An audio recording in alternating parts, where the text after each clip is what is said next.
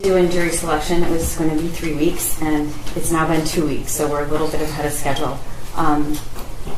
This is our time for our closing argument, and I'm going to spend some time going through the evidence, and I'm going to spend some time going through the elements of the crime. I want you to know that I've been watching you diligently, taking notes and listening. So what I'm not going to do is spend a lot of time repeating everything that was said from the witness stand, because I know that you all listened, and I also want you to know that I really appreciate that, and I know the court does too. I told you during jury selection that it wasn't going to be easy, and it was not easy. Listening and watching and thinking about 4 young kids being gunned down in their school is not easy. You listen to every witness, you examine the evidence, and I suspect that many of you feel the way that we do, that it's difficult. But we owe it to the victims and their families to say what really happened. And you've listened and you've done that. In our system of justice, we have different roles to play, and each role is different.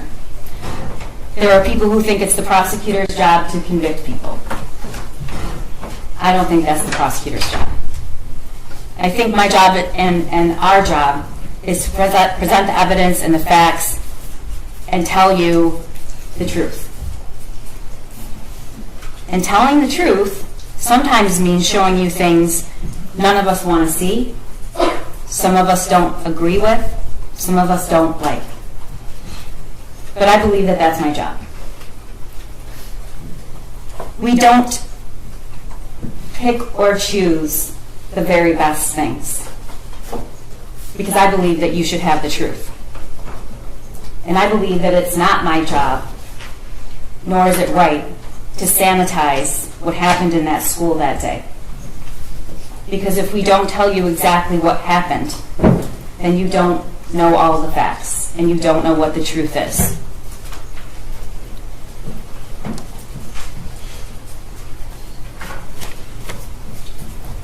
My job here, our job, that I believe we have done, is to meet our burden to prove that Jennifer Crumbley is guilty of 4 counts of involuntary manslaughter. The burden is high. I told you that during jury selection, but we embrace it. And I believe that we have met that burden. It means that you had to sit and listen to a lot of very emotional things, a lot of emotional people who sometimes aren't emotional, but were emotional for this. Because what happened on that day, every single person in that building had never experienced anything like that in their entire lives. And I hope to God they never do again. So you did see a lot of people, including law enforcement, become overwhelmed with the emotion of it all. That's not a show. That's just how that was. That's how it felt that day and every day after. So I want you to know that there was no picking and choosing the very best evidence to give you. There was no filtering things out that didn't help our case. I showed you everything. And I called witnesses to the stand to say things I knew you probably wouldn't like. But my job is to give you all the facts. But my job is also to prove beyond a reasonable doubt that Jennifer Crumbley is guilty, and I believe we've done that. The defense also has an important job, to advocate and argue for their client, and they decide how they want to do that.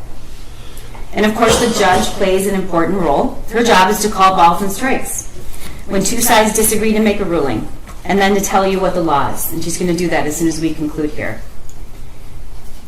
And then there's your job. Your job is to decide what the truth is, what really happened, what are the facts, and then take those facts and find the truth and apply the law. The judge is going to give you instructions about the law, but I want you to go over what you now know, and I want you to think about it. And we're going to go over some of the evidence.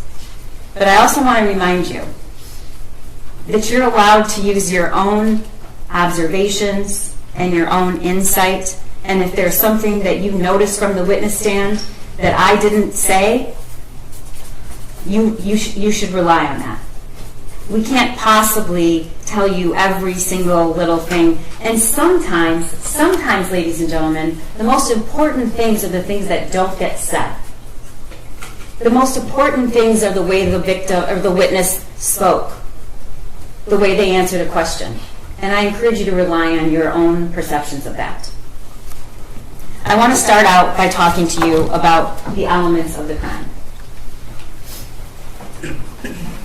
Involuntary manslaughter, she is charged with. This case is based on two theories. You're going to have all this in their jury room, but hopefully I'm going to explain it so well you will have no questions.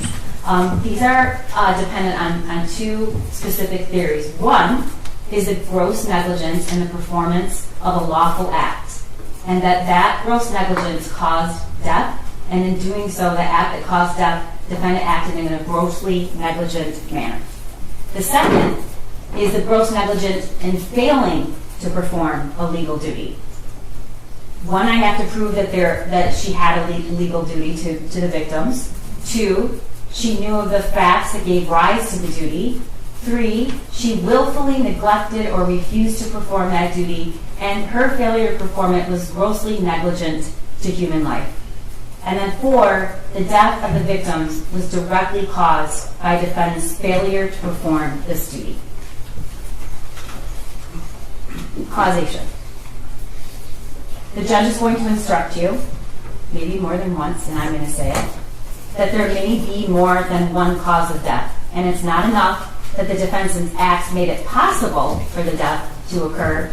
In order to find the deaths of Madison Baldwin, Tate Muir, Hannah St. Juliana, and Justin Schilling were caused by the defendant, you must find beyond a reasonable doubt that the deaths were the natural or necessary result of the defendant's actions. You heard the evidence that the defendant's son shot Madison Baldwin, Tate Muir, Hannah, and Justin. And as previously noted, there may be more than one cause of death. And defendant's acts or inactions need not be the sole cause of the harm. In order to find that the death of Madison, Tate, Hannah, and Justin was caused by the defendant, you must also find beyond a reasonable doubt that her son's act of shooting these four individuals was reasonably foreseeable. Now you look at that, all of that I have to prove. And it seems a lot. It seems like it's going to take a pretty strong case to prove that. It's going to take some pretty egregious facts. Some unique, egregious, incomprehensible facts. And that's what we have here. Gross negligence means more than just careless. It means willful disregard of results to others that might follow from an act or failure to act. In order to find that the defendant was grossly negligent, you have to find the following three things. One, that she knew of the danger to another.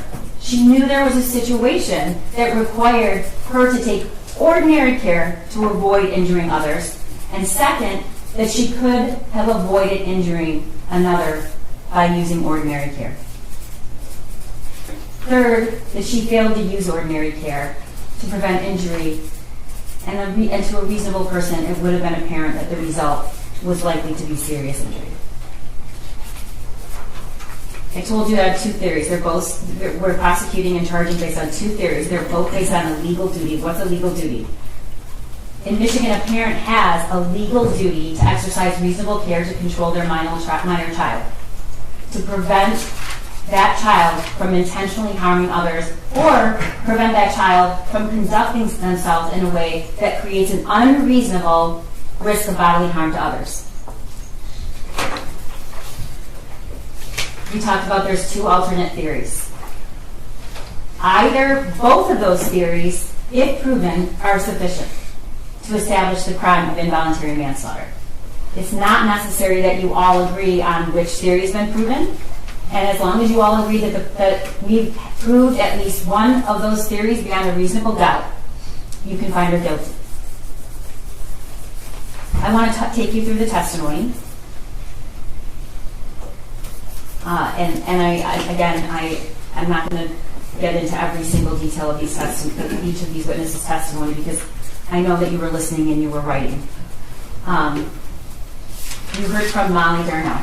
Molly was a teacher in the school that day. She was in room 224.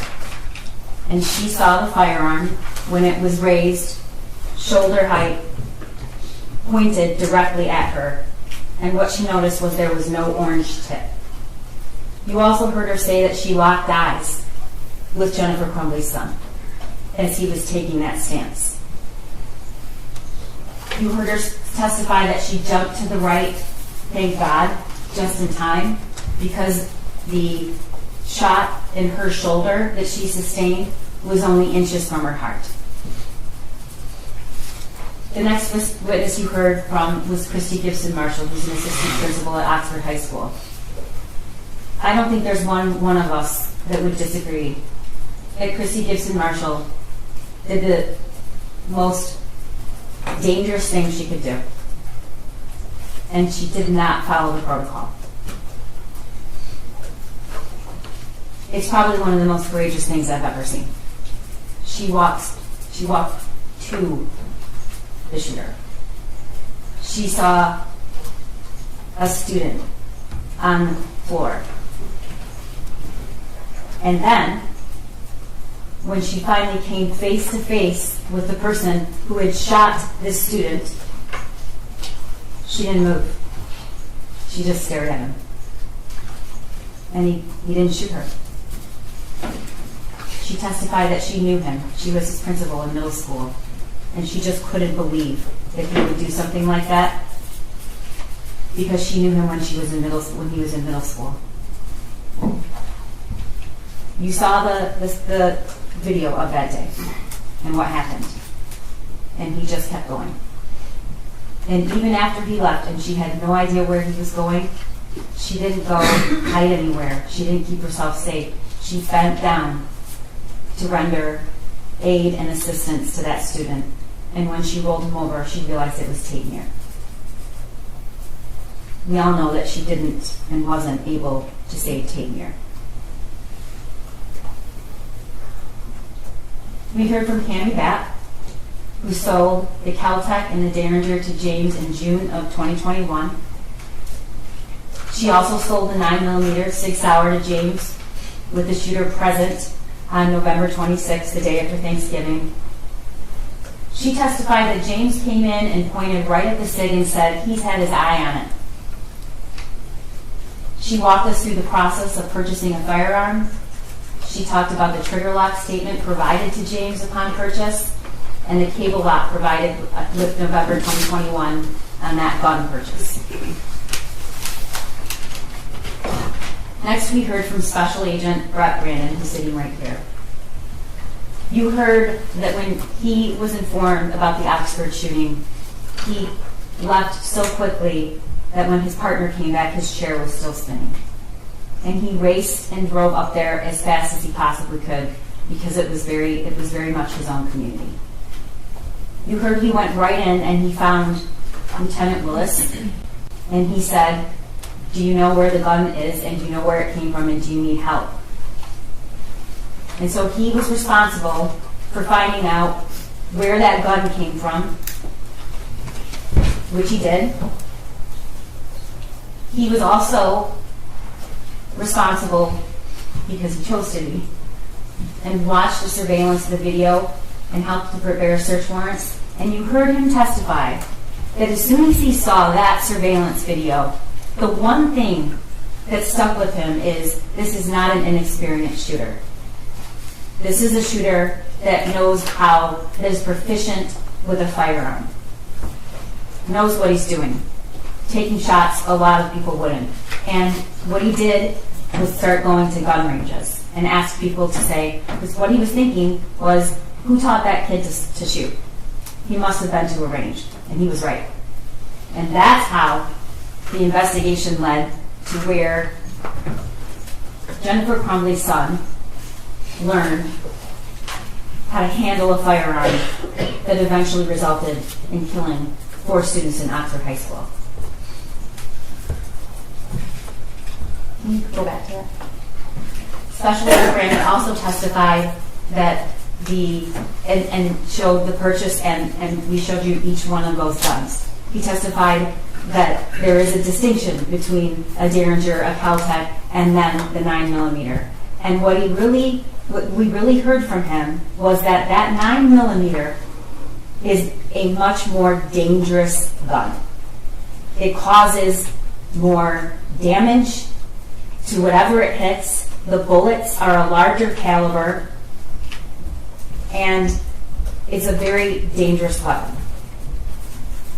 He showed you what comes with every gun purchase, which is the ATF pamphlet. He read to you about the warnings. There's a reason they put it in every single gun purchase. And its sole purpose is to protect kids from gun violence deaths. He talked to you about what a trigger lock is and the trigger lock statement. He showed you the Instagram post that's unforgettable. We don't have to really argue about whose gun that was. Jennifer Crumbley told us whose gun that was. She told us when she posted on social media it was his Christmas present, and she told you in this trial. That weapon is not just that weapon. It is the defendant's son's gun. It was gifted to him. And not only was it gifted to him, she bragged about it on social media before the shooting. Special Agent Brandon also introduced all of the surveillance and the videos of the shooting range. And you got to see with your very own eyes the training and the preparation that the shooter ultimately used to kill 4 of his classmates. We all saw that. We actually saw the last day he was practicing to kill 4 of his classmates. And there was only one person with him, ladies and gentlemen, and her name is Jennifer Crumbley. And I want you to remember that video. And I want you to remember the look on his face when that target comes back in and he looks at it and he's smiling. Special Agent Brandon also introduced the worksheet. You've seen the worksheet a lot. I bet you that worksheet's burned in your memory, and I wouldn't even have to show it to you. But what Special Agent Brandon testified to and showed you is that wasn't just a picture of any gun. It was a picture of his gun, which was the murder weapon. And he showed you the details, and we're going to talk about that later. And next we heard from Ed Rogrowski. We now just call him Ed because he works for the Secret Service. And he testified for an entire day, and he had a lot of information. But he also really couldn't help himself from becoming emotional. And I know that you're going to remember this, but what an extraordinary thing that's just not seen very often. He sat right there, and he took you through every single action of the shooter and every single death from his memory. And he told you that he could do that because it's burned in his brain.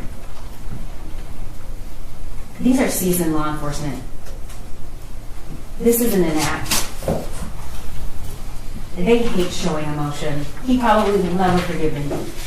Lieutenant Willis tells me all the time how much he really hates me for that. I would object. It's my opening. It's my closing. So what a witness tells her all the time that's not evidence. Okay. I'll move on. Okay. Nobody likes doing that. Nobody likes doing that. But it tells you something about what it was like that day. And despite what anybody will tell you, it is about the shooting. There are 4 counts of involuntary manslaughter. It's very much about the shooting. Because the shooter learned how to shoot and was given the murder weapon by his parents. And this parent is sitting here today on trial. Okay. You'll be able to review the evidence. It was a lot. But he talked to you about what cell phone extractions are. And because of the cell phone extractions, we have a mountain of evidence that you saw. And yes, it's a lot of data. But you know what else it is? It's telling you exactly where the defendant was, who she was talking to, what she did, what she didn't do. And you can't hide from that. She tried. There's a lot of deleted messages, which are not coincidental. I don't think any of you believe that, but I'm going to tell you why they're not coincidental. He also talked to us about and showed you the messages between Jennifer Crumbley and her son. The messages between her son and his only friend. He introduced the voicemail that Jennifer Crumbley received the night before the shooting about looking up bullets. True. Pam Fine didn't tell her to call back. That's true. And she didn't call back because she didn't ask for a call back. We all know what she did do with that information. What she did do with that information is she texted her son, searching bullets. And we all know the phrases that we'll never forget. Did you show him your gun? This is the day before the shooting. Did you show him your gun? And the shooter responds, no, my God. LOL, I'm not mad. You just have to learn not to get caught.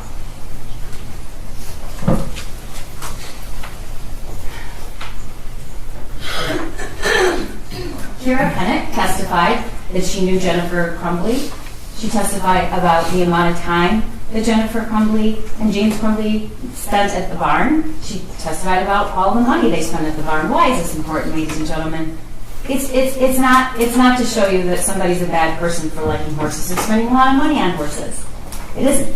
And it's not to say that somebody should spend every waking hour that they're not at work at home with their teenager. That's not the purpose of this evidence. The purpose of this evidence is to show you what Jennifer Crumbley cared about the most and what she was doing and where she was when her son learned to be a killer. Kira will tell you that she referred to her son as an oopsie baby and said he was weird. She rarely saw him. And that even after the one friend was taken away abruptly with no notice, they still went to the barn, even at night, and left him by himself. Which is absolutely normal to leave teenagers at home by themselves. Unless that teenager is showing signs of mental crisis and that teenager has lost the only person in the world that he has. And then she told us that when she got the worksheet texted to her that day by Jennifer Crumbley, she was very concerned. She was alarmed. And in fact, she said, bring him to the barn. And you also saw from the text messages that Jennifer Crumbley said, he can't be alone. We know now that decision, that statement, she knew he couldn't be alone. She didn't decide to stay home with her son. That wasn't an option. She'd have to take him to the barn, where she herself testified he didn't want to go.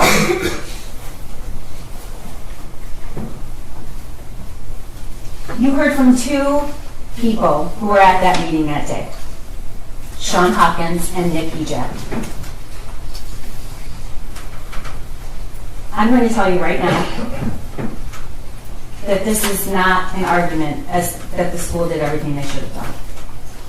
I'm not going to say that to you. I'm not going to tell you that I like everything they testified to. I'm not going to tell you that I think it was okay they didn't look in the backpack. I don't think it was. But this is about Jennifer Crumbley's actions. And any attempt to make it about what these two individuals did or didn't do, like it or not, who did not have any of the information that was so jarring. It's about what she knew and what she didn't say. Sean Hopkins testified that he was concerned enough that he called Jennifer Crumbley. And her first response is, "Can you call his dad?" Eventually, he emails her both copies of the worksheet, the original worksheet and the worksheet that was scribbled on. And she eventually comes to the school. But before she comes to the school, she texts her husband, "Emergency. Emergency." Along with, "I'm very concerned." And James texts back, "WTF. Very concerned." For the first time she testified ever, they're called to the school in the middle of the day, and they have that worksheet. Sean Hopkins is going to tell you that calling parents in the middle of the day and asking them to get a kid help is a pretty drastic action. And that he did in fact do that, and he gave them the list of places to call. He testified that when they entered the room, Jennifer Crumbley didn't greet her son. Jennifer Crumbley didn't hug her son. Jennifer Crumbley didn't engage with her son at all in the entire 11 minutes she was there. And we know she wasn't going to be in that school very long because she'd already told her boss she'll be back by 12 or 12:30. Doesn't leave a lot of time for the meeting at the school. It's a 20-minute drive. Sean Hopkins will tell you that what he felt mostly in that room for the shooter was compassion. He didn't want him to be alone, and he felt really bad. And he also knew Mom and Dad decided, "No, we can't take it. We have to go to work." They said that in front of their kid. He knows very well what they do. He knows his dad works for DoorDash. He knows his mom and her ability to work flexible hours. She worked at home. But they left. She did not hug him goodbye. She did not touch, or even acknowledge him. And we know now from her testimony, we know why. She was mad. She was mad at him. She did not think that he should have done that, and she thought this was a discipline thing, and she was very angry. We heard from Nick Ejek. He's the Dean of Students. He also testified and corroborated what Sean Hopkins told you, which is that the meeting was called. They were concerned about a mental health issue. They told Mom and Dad he needs services. Here's a list of the services, and Jennifer Crumbley seemed irritated by it. In fact, when she walks into the room, she doesn't sit next to her son. She goes back here and stands. And that meeting ended with her saying, "Are we done here?" They're consistent about that. Nick Ejek testified he didn't think there was any risk. I don't like what he said, and I knew he was going to say it. But it's not my job to put witnesses up here and only say things that I want them to say that helps my case. It's my job to present evidence that's the truth, because you have to know the truth.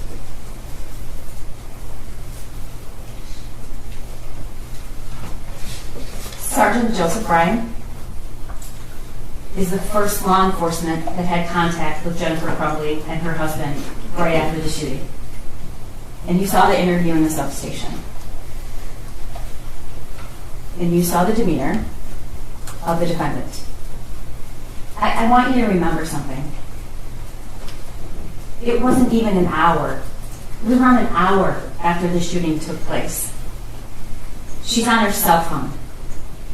She's looking to see if it's on the news, she said. We also know that there were deleted messages. We don't know when she deleted them, but we know there were messages deleted after the time of the shooting, from the time that the phones were seized later that night. He asked about the gun.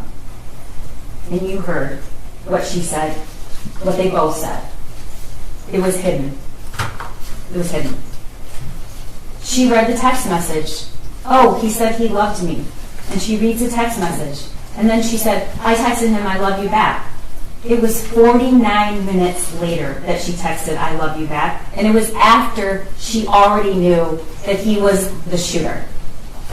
She doesn't say what the text after that is. She leaves that out. The text after that is, Ethan, don't do it.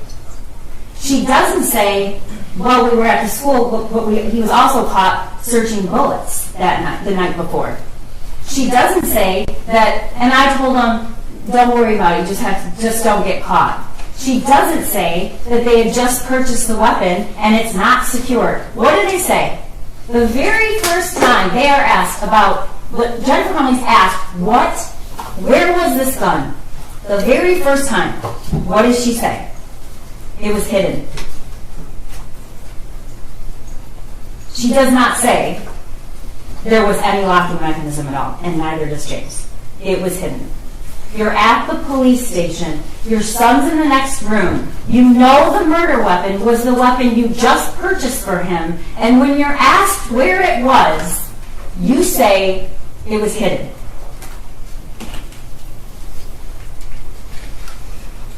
We also heard from Andy Smith, who was Jennifer's boss. He testified she could have absolutely gone home. She works from home, and there's flexibility, that they have kids that come to work, that the meeting that she wanted to get to was not in any way mandatory, and he testified about some very bizarre communications.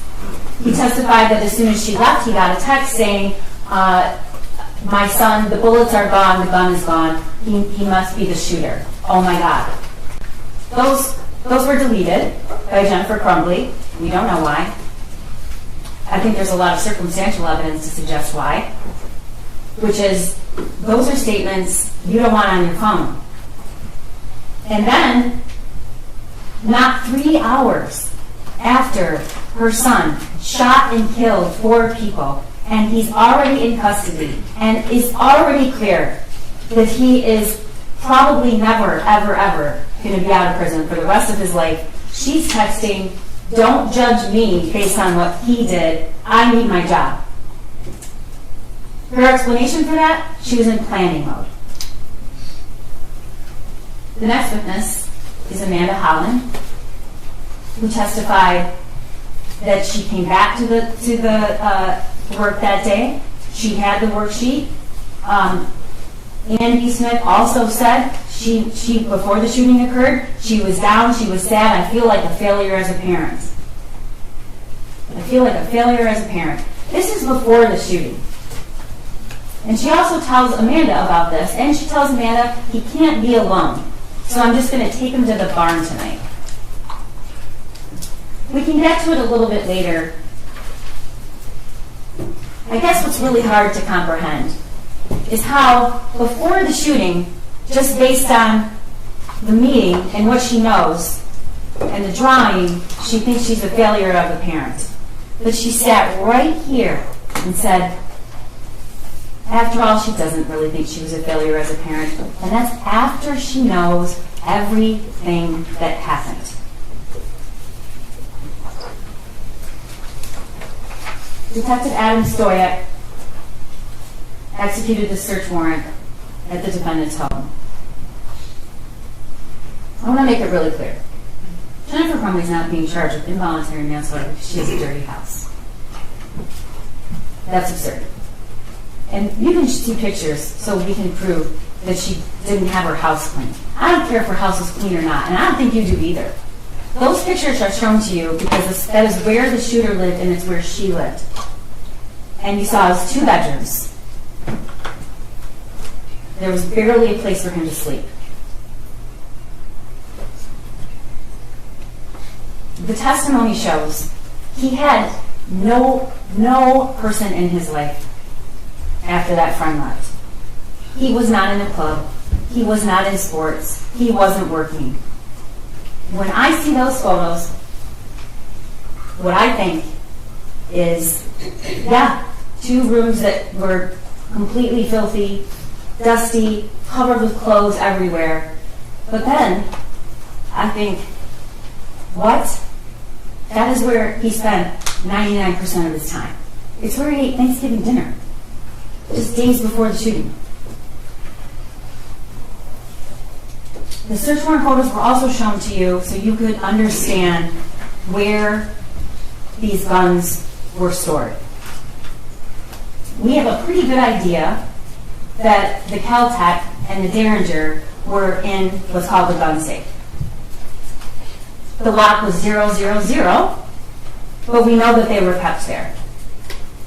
What do we know about the SIG, the Jennifer Crumbley's son's gun? We know that there was a box on the bed and the ammunition next to it. This is the box. This is the box.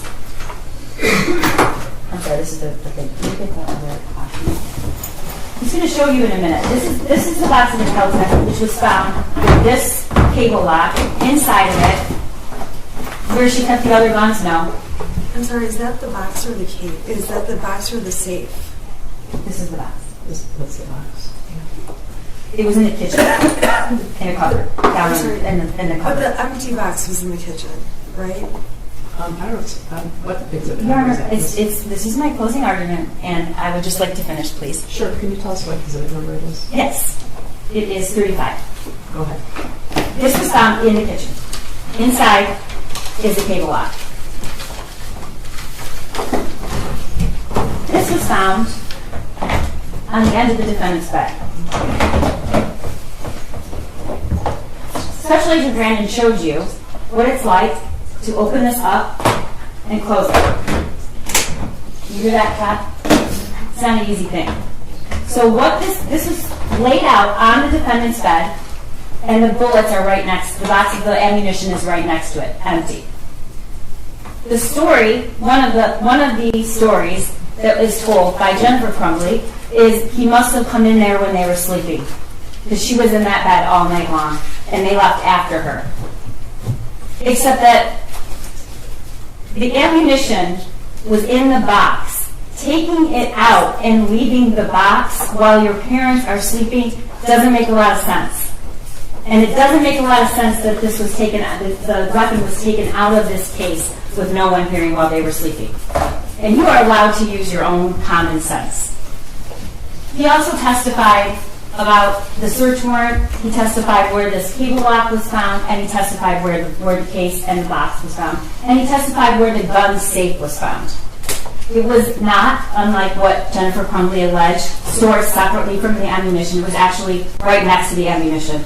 In a gun safe, the other 2 guns with the combination 000. Sergeant Peschke arrives at the scene, doesn't know anything about the Crumbleys, doesn't know that they've already been to the substation, doesn't know that they were at the school that day. He's there and was ordered to be there to keep the house safe while they are waiting for the search warrant. And in doing so, he needs to keep the defendant out of the house. She goes in the back of the car, and you saw the video. She now tells Sergeant Peschke she actually never really looked closely at that worksheet. Now that she looks at it, it might be disturbing. You know that's not the truth. The question is, why is she lying?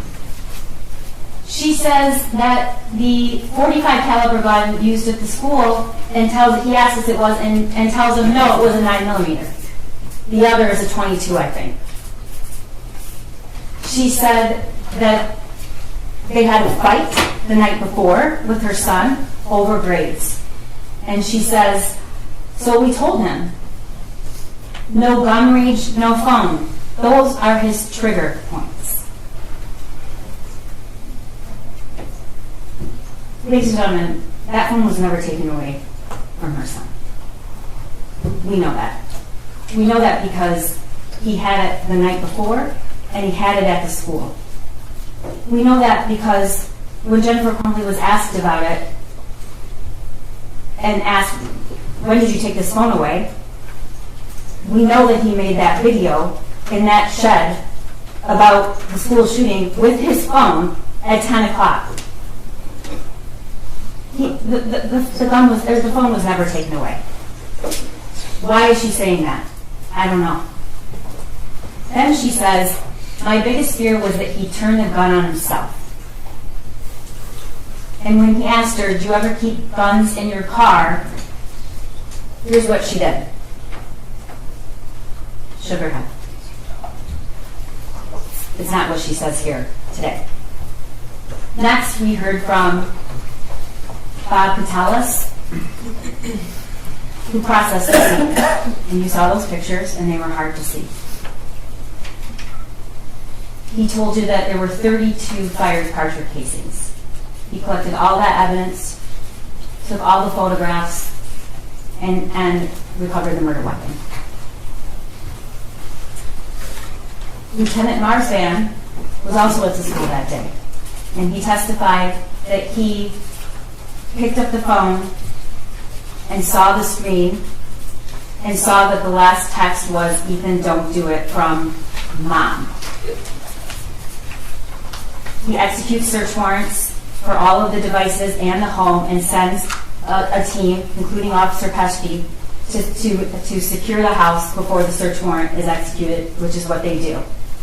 He testified that when he went into the house, he finally got there and he needed their phones. And he testified that Jennifer Crumbley said, no, I don't want to give you my phone. I'm not giving you my phone.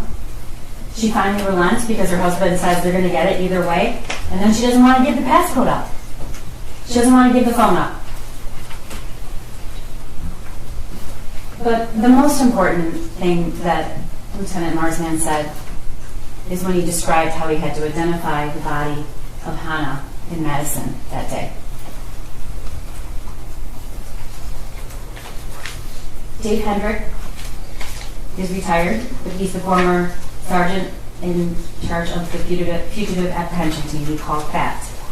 And his job, his only job, when he was doing that, is to find people who have felony warrants and haven't turned up. He has a lot of ways to figure that out. But he was asked to find Jennifer and James Crumbley to make sure they turn themselves in. But one of the other primary goals he has is that they turn themselves in safely. And she was given every opportunity to do that, and she did not. I want to talk to you about something. The judge is going to instruct you that you can consider flight. It's not an element to the crime. I don't have to prove that they fled. The reason we introduce this evidence is she's going to instruct you that you can use that as a sign of consciousness of guilt. What do you do if you know you've done something wrong? You can use that to show consciousness of guilt. And we're going to get to it, but I believe we have shown that beyond a reasonable doubt. He's going to tell you that the defendant, with her husband, immediately began to avoid detection because they're pulling cash out. They're pulling cash out of their son's bank account. They're pulling cash out of their bank account. Where's their son during this time? He's at Children's Village being arraigned with his court-appointed lawyer, where they had the opportunity to go see him, where they had the opportunity to go to that arraignment, and they did not. Because they never even went, they fled their house and went to a hotel, and then they ended up at an extended stay, and that is where they ultimately left one of the Kias, backed into a parking space. He's going to tell you that he eventually did apprehend the defendant. You've heard a lot about that. And he's going to tell you that there were hundreds of law enforcement officials on the scene when she was apprehended. Luke Kirtley, I know you will not forget him, coincidentally knew a lot about cars and coincidentally pulled into that parking lot right about the time and coincidentally had just seen the wanted poster, he called it, with a description of the cars and a photo of the defendant. And coincidentally thought, maybe that's the car. And you watch the video where he goes around and he sees the license plate and he plays it cool and slowly walks into the building and then makes the call to 911. he describes to you how within minutes, police officers arrived, and then swarms of law enforcement arrived. SWAT, the marshals, ATF, the Sheriff's Department, Detroit PD, all sorts of law enforcement show up immediately. He also testified that the unit where Jennifer Crumbley was actually found was very close to his, and it faced the parking lot, and the whole wall was windows, and it was on the first floor. And he's going to tell you that the whole parking lot was lit up with law enforcement, lights, sirens, all kinds of things. Next, we heard from Corporal David Shaw, and he testified that once he got there, they took a 35-pound ram to breach the door, which was right outside the unit where the defendant was found.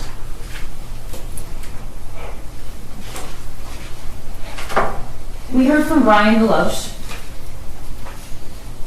Also, didn't love a lot of things he has to say, but you deserve to know the truth. And the truth is, like it or not, this is who Jennifer Crumbley spent her time with, and she told him that morning, the gun's in my car, and I'm afraid my son's going to do something stupid. Before the shooting, the same day. You've also learned that although their Facebook card in general was always deleted, after the shooting, it remained, except she deleted, not unsent. Rely on your own memory about what that testimony was. Those were not unsent messages, they were deleted, and you heard Ed Rogrowski tell you that. But these were the two that were deleted. On the run again, and we're fucked. William Freer testified what was found in the building and the art studio where Jennifer Crumbley was found. You saw the photographs.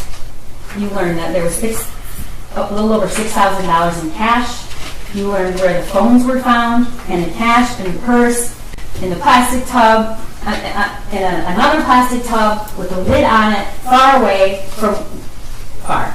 feet away from where the mattress was, and there are other things where you learned all those phones were off.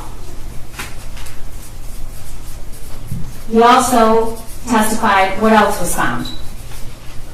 Booze, orange juice, ice, an avocado, bananas, socks, blankets, and that is the room where Jennifer Crumbley was ultimately apprehended. You heard from Lieutenant Willis, who was the officer in charge. He told you what it was like in the school that day. He described the autopsy protocols that were done and how each of those kids died and where they were shot. He told you that both Justin Schilling and Madison Baldwin were shot in a contact wound, which means the gun was either very close or actually touching their head. He showed you the video of the shooting. And again, this is not to incite emotion. The video of the shooting shows Jennifer Crumbley's son taking a stance he clearly knew how to take and was trained to take. And you watched his demeanor and the calculated, cold way he proceeded through those hallways looking for people to shoot. You saw the surveillance of how he ultimately surrendered. Walked out after executing Justin Schilling, laid the gun on a waste paper of his head, made it safe, took the magazine out, and surrendered. He showed you and introduced the bank records that show you what they were doing after charges were either very soon coming and after they were announced. And he showed you an in-car video of Jennifer Crumbley and her husband, who just a few hours after the shooting embraced, kissed, whatever happens, I love you. Don't say anything to the police.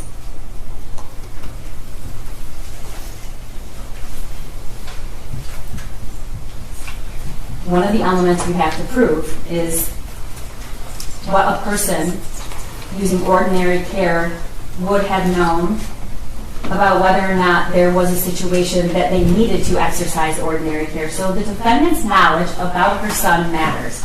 But it's two different stories. It's what she knew before the shooting, and it's what she said she knew after. Before the shooting, she tells Kira, my son's weird. She always refers to him as an oopsie baby. She tells Amanda Holland he's lonely. He's hearing things around the house sometimes. She says, I'm a failure as a parent.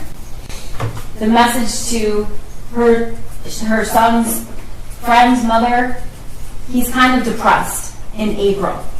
She texts that. And then the messages from her son. The messages in March about he's seeing things. Things are flying off the table. Now she wants to tell you that was just a joke.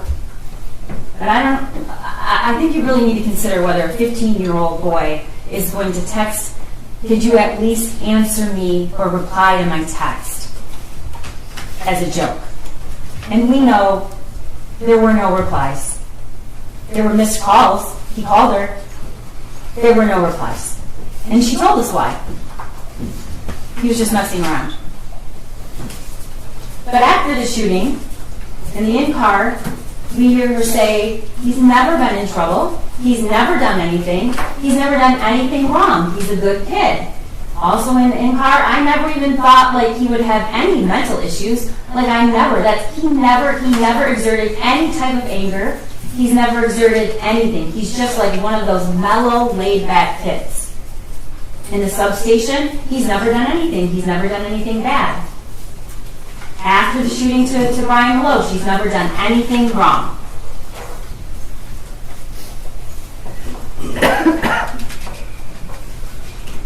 Jennifer Crumbley said a lot of things about that drawing in that meeting at the school. She sent the drawing to James and Kira and Andrew, as I said before, with the call now, emergency. She told Kira he couldn't be left alone. She tells Andy she needs to get him counseling, and she tells Amanda that the drawing was really scary. She agrees. After, this is what she says in the substation. Nobody didn't seem worried about it, and he said that my son's more than welcome to stay at the school, or he could go home. And I really wish we had taken him home. In the in-car, she said, I didn't even look at that closely. Now that I do, when I was at the substation, I looked at it closely, which we know is not true. I looked at them closely, and they're a little disturbing. Well, they're very disturbing, because look what he just fucking did. And then to Maloche, she says, the school was very nonchalant, but the paper they showed me had all of the things scratched out. That's just not true. It's just not true. And you don't have to believe me, because we have evidence it's not true, and you heard it.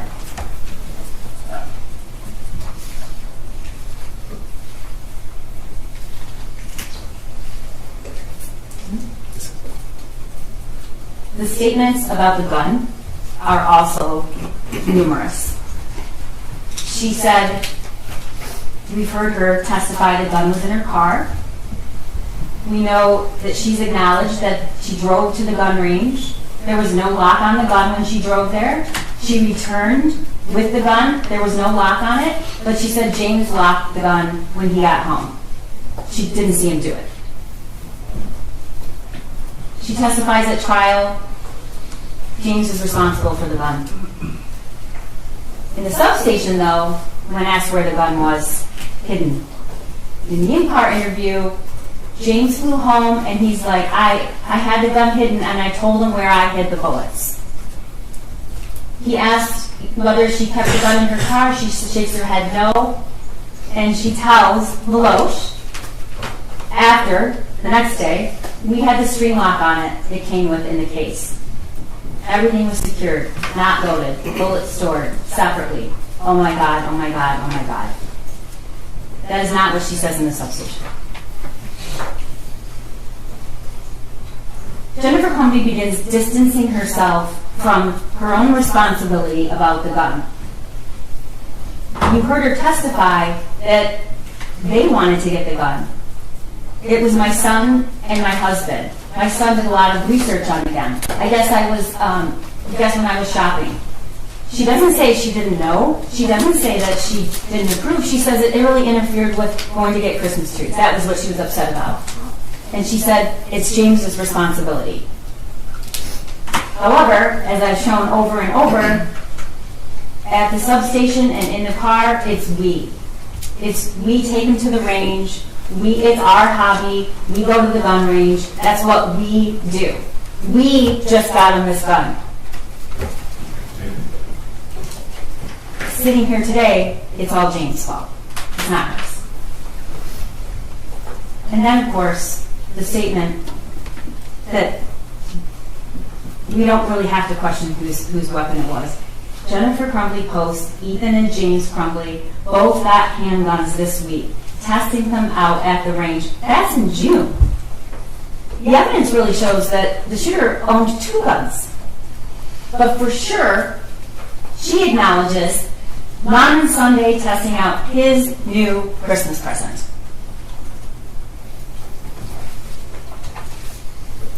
You heard evidence that was presented to you about the journal that was found in the bathroom by the shooter's backpack, right after he exited and started shooting.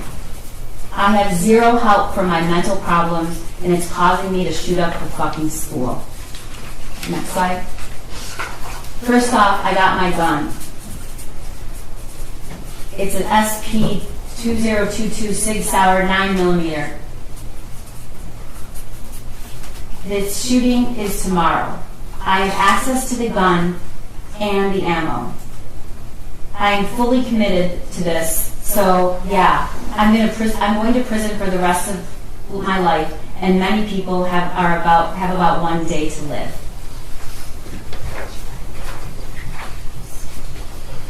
One of the things I want you to ask yourself when you go back in that room is why, after hearing that there's an active shooter situation and knowing that your son is involved, you are taking the time to delete text messages. And look at the messages that were deleted. We're on the run again. Helicopters, not sure where to. I'll message you. And we're fucked. Delete. The gun is gone and so are the bullets. Oh my God, Andy, he's going to kill himself. He must be the shooter. Ethan did it. Those were deleted from her phone. She deletes all of the things she says about the drawing to Kira, including making sure that she still was going to get her lesson that night. This is a timeline from when in March, which you've heard a lot of testimony starting in about March, was where we first have evidence that he was struggling, he was hallucinating, he was seeing things, and he wanted her to text back and she didn't. We know that he had some incident, and he said it was a mental breakdown in April. You saw text messages between James and Jennifer saying, did he say anything about last night? He woke up in our bed, he didn't know where he was. We don't know what that was about, but we certainly know that that is not evidence of somebody who is completely fine and stable. In fact, lots of messages from Jennifer Crumbley saying, I'm worried he's going to do something stupid. In April, she texts her friend that she thinks he's depressed. The Caltech and the Derringer was purchased in June. They go to the shooting range in June. They go to the shooting range in August. They go to the shooting range in September. And then in November, they buy the Sig Sauer. And we see the shooting range that Jennifer Crumbley went to with her son, testing out his new Christmas present. Here's what we learned Jennifer Crumbley did after the shooting. As soon as they took her phone, they bought burner phones in Lapeer at 8 o'clock the night of the shooting. They checked into a Holiday Inn Express that night in Lapeer. They then left and went to an extended stay in Auburn Hills, which Lieutenant Willis testified was almost across the street from the police department. Upon learning that charges were possibly coming, and the same day charges were announced, they leave that hotel and drive to Detroit. They withdrew $2,000 from a Flagstar Bank on December 2nd. They drive to Owasso, an hour away, she says, because we just didn't want anyone to recognize us, to buy replacement phones. She texts that she's on the run again. Helicopters are not sure where, I'll message you to, at 7:31 a.m. on December 2nd. She texts on December 2nd, we're fucked, at 2 o'clock. On December 3rd, at 4:59 a.m., she texts, I'd rather die than go to jail. Then she withdraws $4,000 from another Flagstar on December 3rd. She checks out of the extended stay on the 3rd and drives down and arrives at Bellevue at 10:58 on December 3rd. You heard what happened. You heard her testimony. The facts do not support the story that Jennifer Crumbley told you. They just don't. There is no possible way, and Luke told you that, and so did Corporal Shaw, that you could be in that building with that many law enforcement and not know that somebody was there. And we don't even have to use that place testimony, ladies and gentlemen, because she texted herself, I think we're caught, we're laying low. She texts that, we find out, and this is evidence we got this morning. She texts that after she's already said she took 4 Xanax and went to sleep. Now, you saw that video. You saw that video. All those people, for over 2 hours, they're sleeping, and even when they come into the room, they still don't even act like they get up. It's just not true. And we know it's not true because they'd already taken steps. She had hidden the phones, powered them down, separate from all the other things they had, with the cash.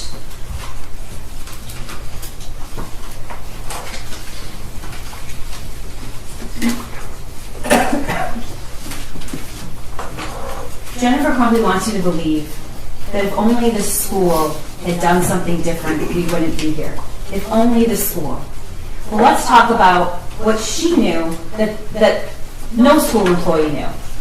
She knew about the text messages in March, that he was about a demon, throwing bowls, clothes flying off the shelf. She knew about the March 18th incident of waking up in his parents' bedroom and like he had way too much to drink and asking why he was in their room. She knew he had previously asked for help and to go to the doctor, and she laughed at him. She knew there were multiple guns in the home. She knew her son had been gifted a gun just a few days before the shooting. She had posted it on Instagram.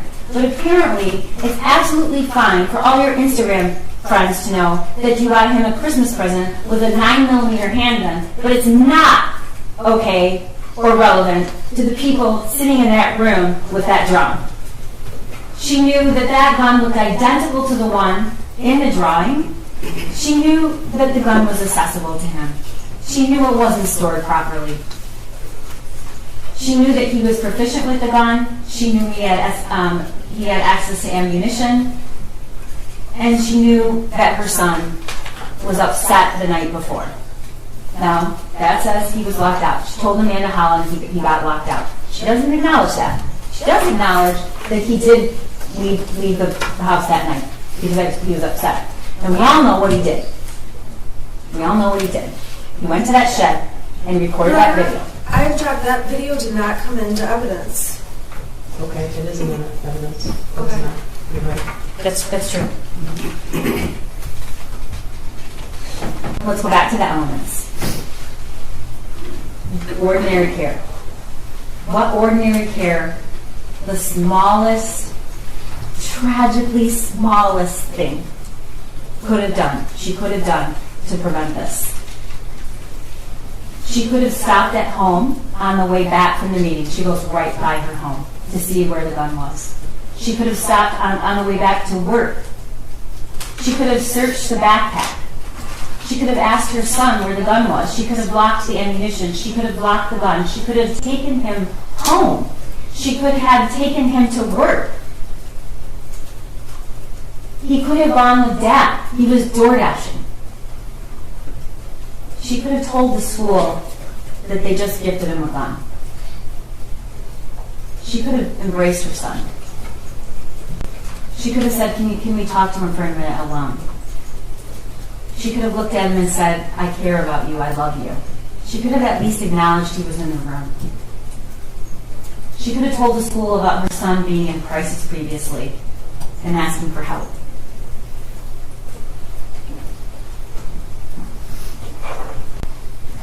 Ordinary care would have included all of those things.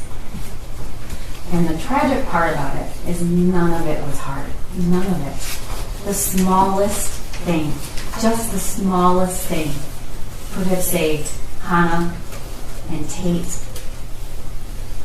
and Justin and Madison.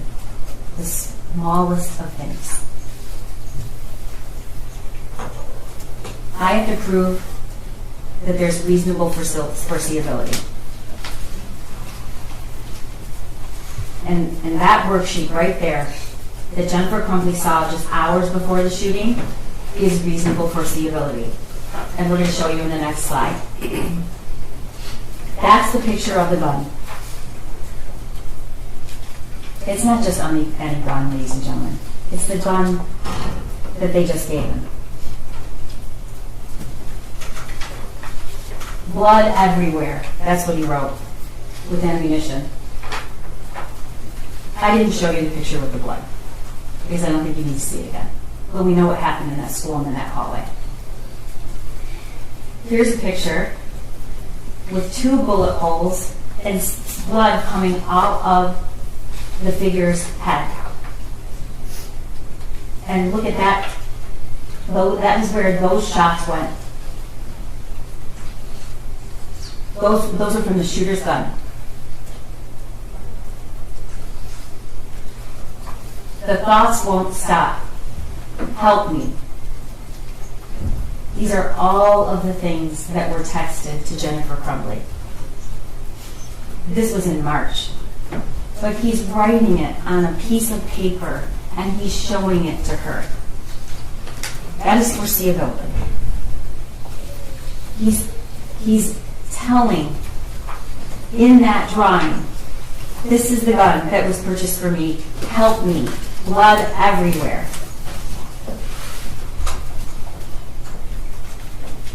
The world is dead. I know you won't ever forget the video, but if you look at the defendant's son and see that there was no emotion, none. He was only concerned in a very calm manner for finding as many people as he could to kill. And he did.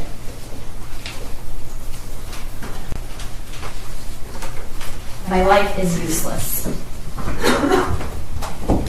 These statements from the defendant's son are just heartbreaking. I asked my dad to take me to the doctor yesterday, but he said, just give me some pills and told me to suck it up. Like, it's at the point that I'm asking to go to the doctor. My mom laughed when I told her, but I am having bad insomnia right now. I need help. I was thinking I could call 911 so I could go to the hospital, but then my parents would be really pissed. Like, I am mentally and physically dying.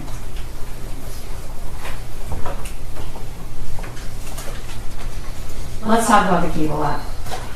Jennifer Crumbley says that the weapon was used, but it was locked in a cable lock that came with the case. This cable lock that came is the cable lock that came in that case with the SIG. It's never been opened and it's never been used.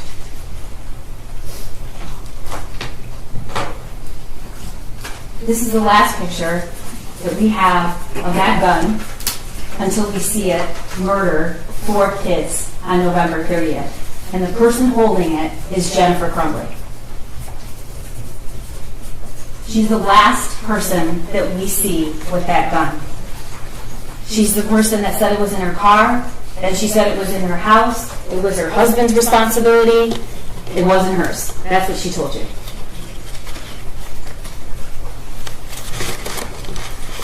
She knew he was distraught the night before.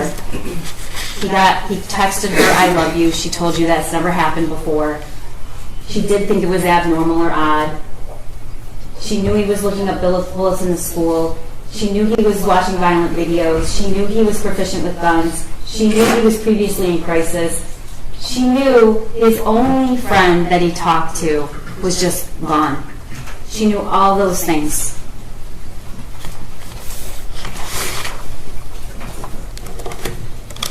And then her own statements, ladies and gentlemen, when she took the stand. She testified that when she's looking back, she still wouldn't do one thing different. Not one. Not any of those tragically small things. Even now, she told you she wouldn't do anything different. And then she also told you that we took his gun away. You heard her say it. And then she said she doesn't think of herself a victim, but she has lost everything.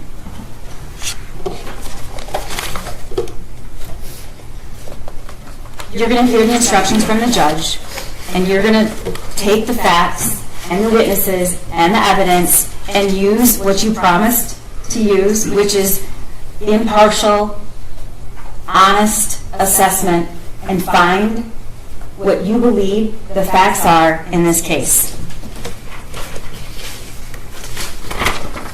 The flight, evidence of the flight and what they did after is not an element I have to prove. But what does it show? It shows the minute this shooting became public and ended up in the paper and the media, Jennifer Crumbley started telling the story, and then she ran. And she didn't run just because she was selfish, ladies and gentlemen. She ran, and she started deleting text messages, and she started telling a different story because she knew she had done something wrong. That's the only reason you start deleting text messages. It's the only reason that you start saying something that isn't true. It just isn't true. Jennifer Crumbley drove to Detroit with a bunch of cash and 6 cell phones powered off. You can consider that as consciousness of guilt. Everything she did from the time she found out that there was an active shooter and had the 10-minute call with her husband. They both say they went right. He called 911 right away. He did not. He talked to his wife for 10 minutes, over 10 minutes on the phone before he called 911. But the facts changed because it was an immediate attempt to misrepresent what actually happened. Why is a mother whose son just killed 4 people thinking about deleting her text messages? Why is she saying things that are not true about her son? Why does she care about her job? Why does she care about her horse lesson? Why does she care about any of these things? Because she knew she did something wrong. And she's deleting all of those things because she wants you to believe that she's somebody she's not. And you know what she's not? She is not somebody that used ordinary care to prevent what was foreseeable, reasonably foreseeable, that could have happened. Injury or death. And it did. It did. Those words on that paper helped me. She walked out of that school within 11 minutes, didn't so much even address her son. She did not give him the help that he wanted. And you can argue about the months before and the weeks before, but if you just even look at what happened that day, she walked out of that school and she knew something bad might happen. What does she do when she gets back to work? She all of a sudden texts her son, "Are you okay? You can talk to us." These are the actions of somebody who was worried. She was worried and she was concerned and she was panicked until after. And then it's a different story. Why? Because she knew she had done something wrong. She walked out of that school when just the smallest of things could have saved, could have helped Hannah and Tate and Madison and Justin. Just the smallest of things. And not only did she not do it, she doesn't even regret it. We have proven beyond a reasonable doubt that she is guilty of 4 counts of involuntary manslaughter. It's a rare case. It takes some really egregious facts. It takes the unthinkable. And she has done the unthinkable. And because of that, 4 kids have died. So I'm asking you to go back when you hear the law, review the evidence, and find her guilty, because we have proven her guilty. Thank you. Thank you. Your Honor, I'm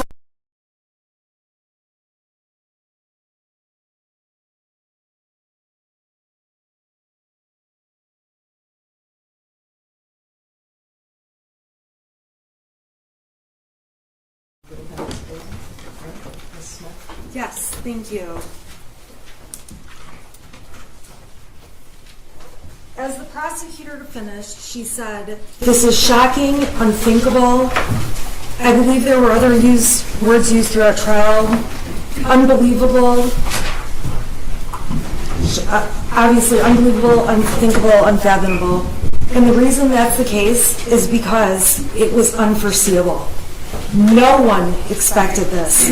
No one could have expected this, including Mrs. Crumbley. Now, the first thing I want to do very quickly is talk to you about the burden of proof. In the state of Michigan, there are different burden of proofs depending on what kind of a case it is. When people sue for money and say, "I've been injured," or "I was failed by the school even," there will be civil lawsuits, and the burden of proof is a preponderance of evidence. That means it's about a 50-50 standard. And if you have 50% of the evidence, that's the burden of proof for civil. When the state thinks it's important to take away a person's children, the burden goes up, and the burden has to prove more evidence, and that specifically is clear and convincing evidence that it's correct for the state to be taking away a person's children. Now, the highest burden in this country is in a criminal case, and that is beyond a reasonable doubt.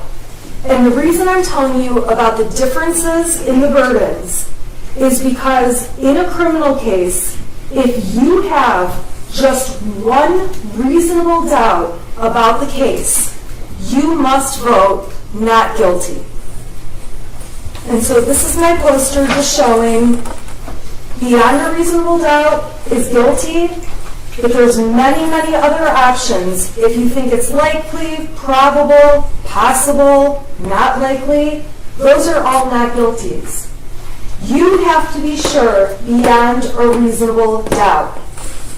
And later, as I go through my closing, I am going to tell you the reasonable doubts that the defense believes exist in this case for you to look at.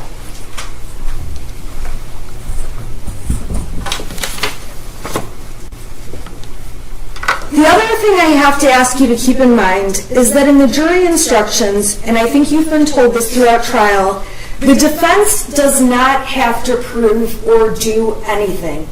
Like Judge Matthews said, we could sit at the table and play chess the whole time, call no witnesses, cross-examine no witnesses, provide no evidence, because we have no burden to prove a thing.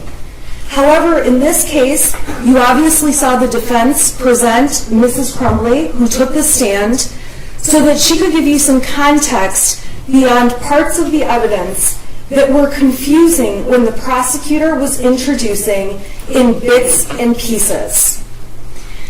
And the problem in this case is that we can all agree everything can be seen different in two ways. First of all, when you look back in hindsight with 20/20 vision, when you look back in hindsight, it is easy to say, this could have been different, that could have been different, this would have changed. And the other circumstance, the second one that makes a huge difference, is when you get full context around the evidence that is being used. And in this case, the prosecutor has cherry-picked little bits of evidence out of mountains of evidence to put in front of you with no context to explain what they're doing. And when you get cherry-picked bits of evidence, it's easy to reach wrong conclusions.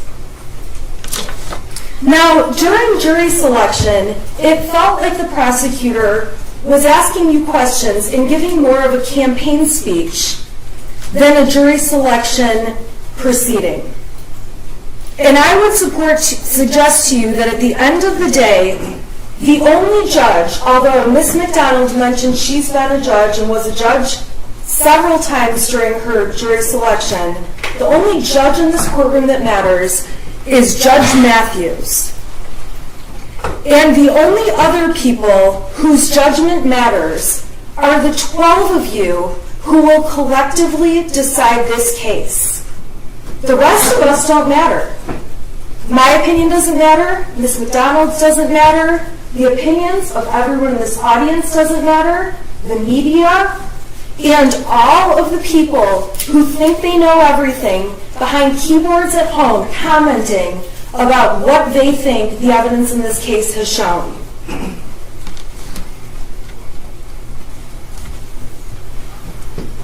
So during this case, it's obvious real life is messy and complicated. And during this trial, I will openly admit that I'm a lawyer who messes up. I get thrown off when I'm surprised by something. I feel like I get overwhelmed when information is coming at me quickly.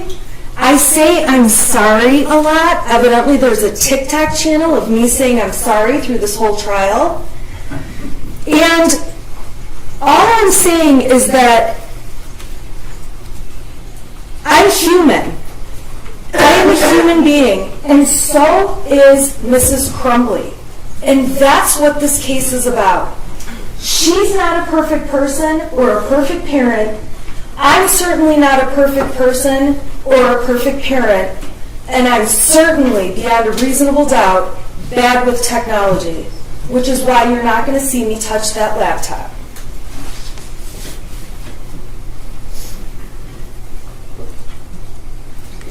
So during this trial, I have stood before you and shown you all my flaws, and I embrace them, and they are a part of what makes me human. And so has Jennifer Crumbley.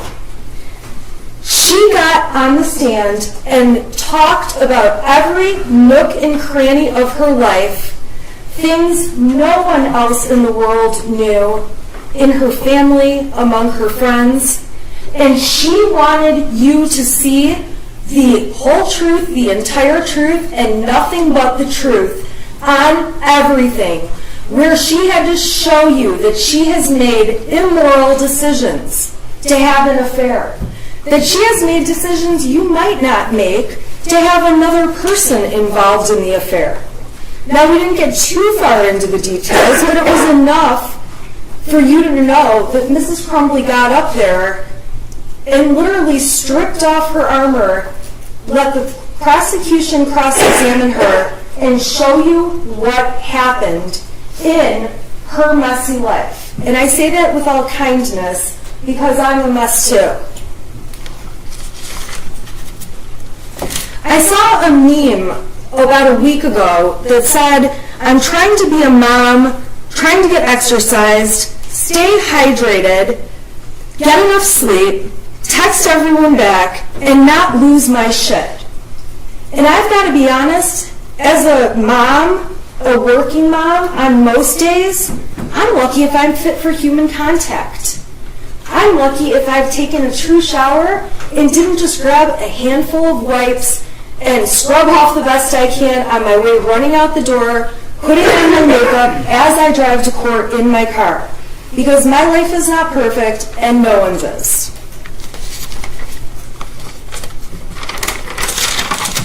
And during this trial, you may have concluded that you don't like me, that you hate me. That's fine.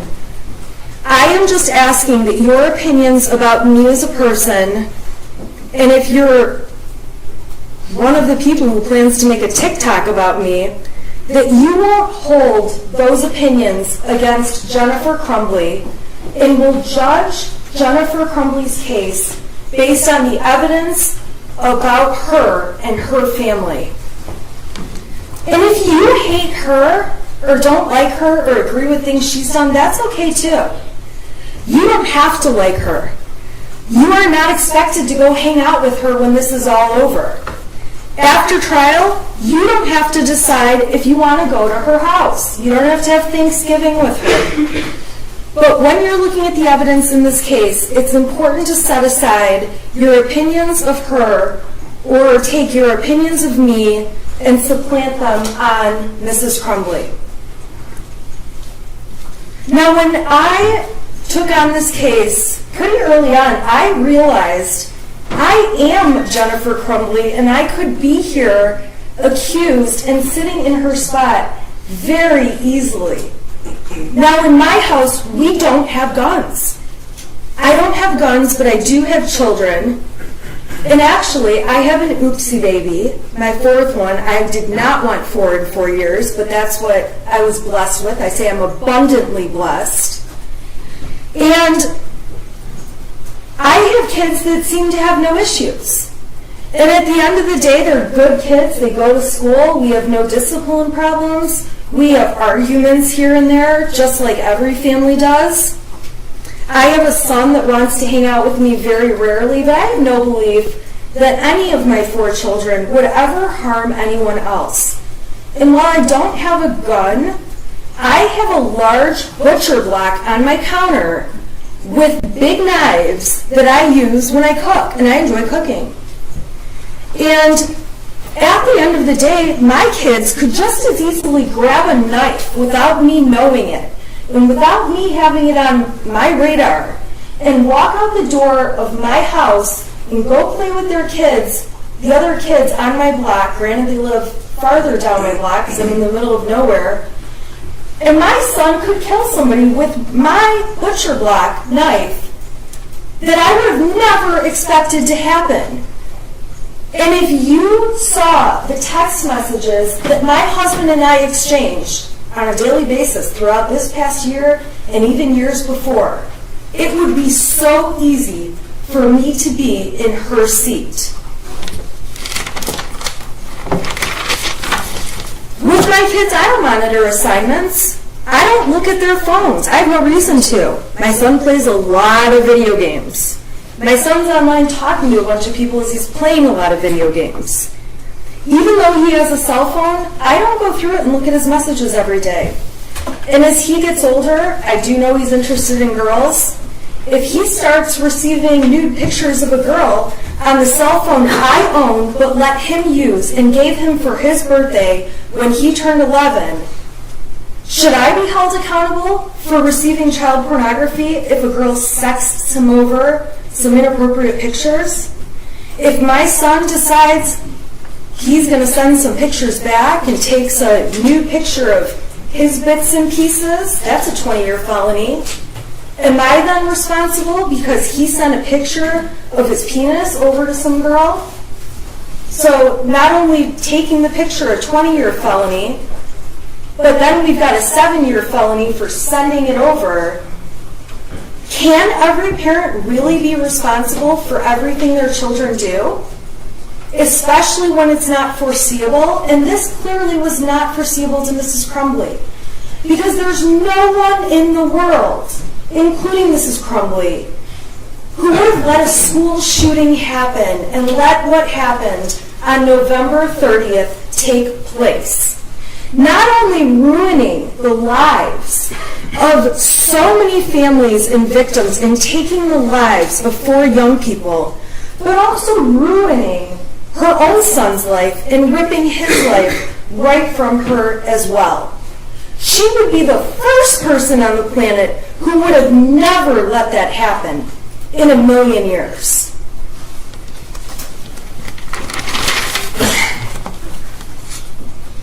So this case is a very dangerous one for parents out there. It just is. And it is one of the first of its kind. Luckily, however, this is a case where the prosecution cannot meet its burden of proof. And thankfully, it's a case where truly Mrs. Crumbley does have a defense. And this isn't just one of those stretched cases where a parent is liable for what their child has done. Now, the judge is going to tell you that you have to, if you find reasonable doubt in this case, you must find the defendant not guilty. And the law says you must have a reasonable doubt, not 3 reasonable doubts, not 5 reasonable doubts, not 10. If you have a single reasonable doubt, you must vote not guilty for Mrs. Crumbley. And when it comes to reasonable doubt, each of you can have a separate reason to have doubt in this case. You don't have to agree on what the doubt is. And for that reason, what I am going to do is show you all of the doubts that the defense believes exist in this matter. Some of them may speak to one juror, some of them may speak to another, but at the end of the day, if you have just one, your vote in this case must be not guilty. So the first place the defense finds reasonable doubt is in the fact that the prosecution is so desperate to prosecute this case that they admitted a mountain of evidence that, quite frankly, was unnecessary. Now, they say to you they needed to show you, they needed to prove the manner of death. We stipulated that 4 people died. We stipulated that it was the most horrific set of facts you could ever imagine. We stipulated that what happened to Molly Darnell and Christy Gibson Marshall was horrible. But this prosecution, putting that evidence on, was designed to inflame you and make you emotional, strike your sympathy, and get you to hate Mrs. Crumbley, which, by the way, has been very effective for most of the media, most of the public, and for anyone who has seen information put out by this prosecutor in this case. A second reasonable doubt comes from the fact that we know, and the evidence in this case showed, context is key. And that was clear when Detective Wygrowski took the stand and said, you get better decisions when you have more evidence, and testified that in a former hearing, he messed up because he didn't have the video from before the one he saw, so he believed the parents arrived at the school together, and subsequently, when given more context, showing more video from further beforehand, he could see they actually arrived in different cars, met, and walked in the building together. And at the end of the day, the more context you have, the more accurate you can be. When Brian Milosh testified, another example came about where the prosecution had him testify that Mrs. Crumbley said to delete his messages, clear your cache. And I'm so thankful that the rest of the world sent me emails that I don't know how to pronounce cache, because now I do.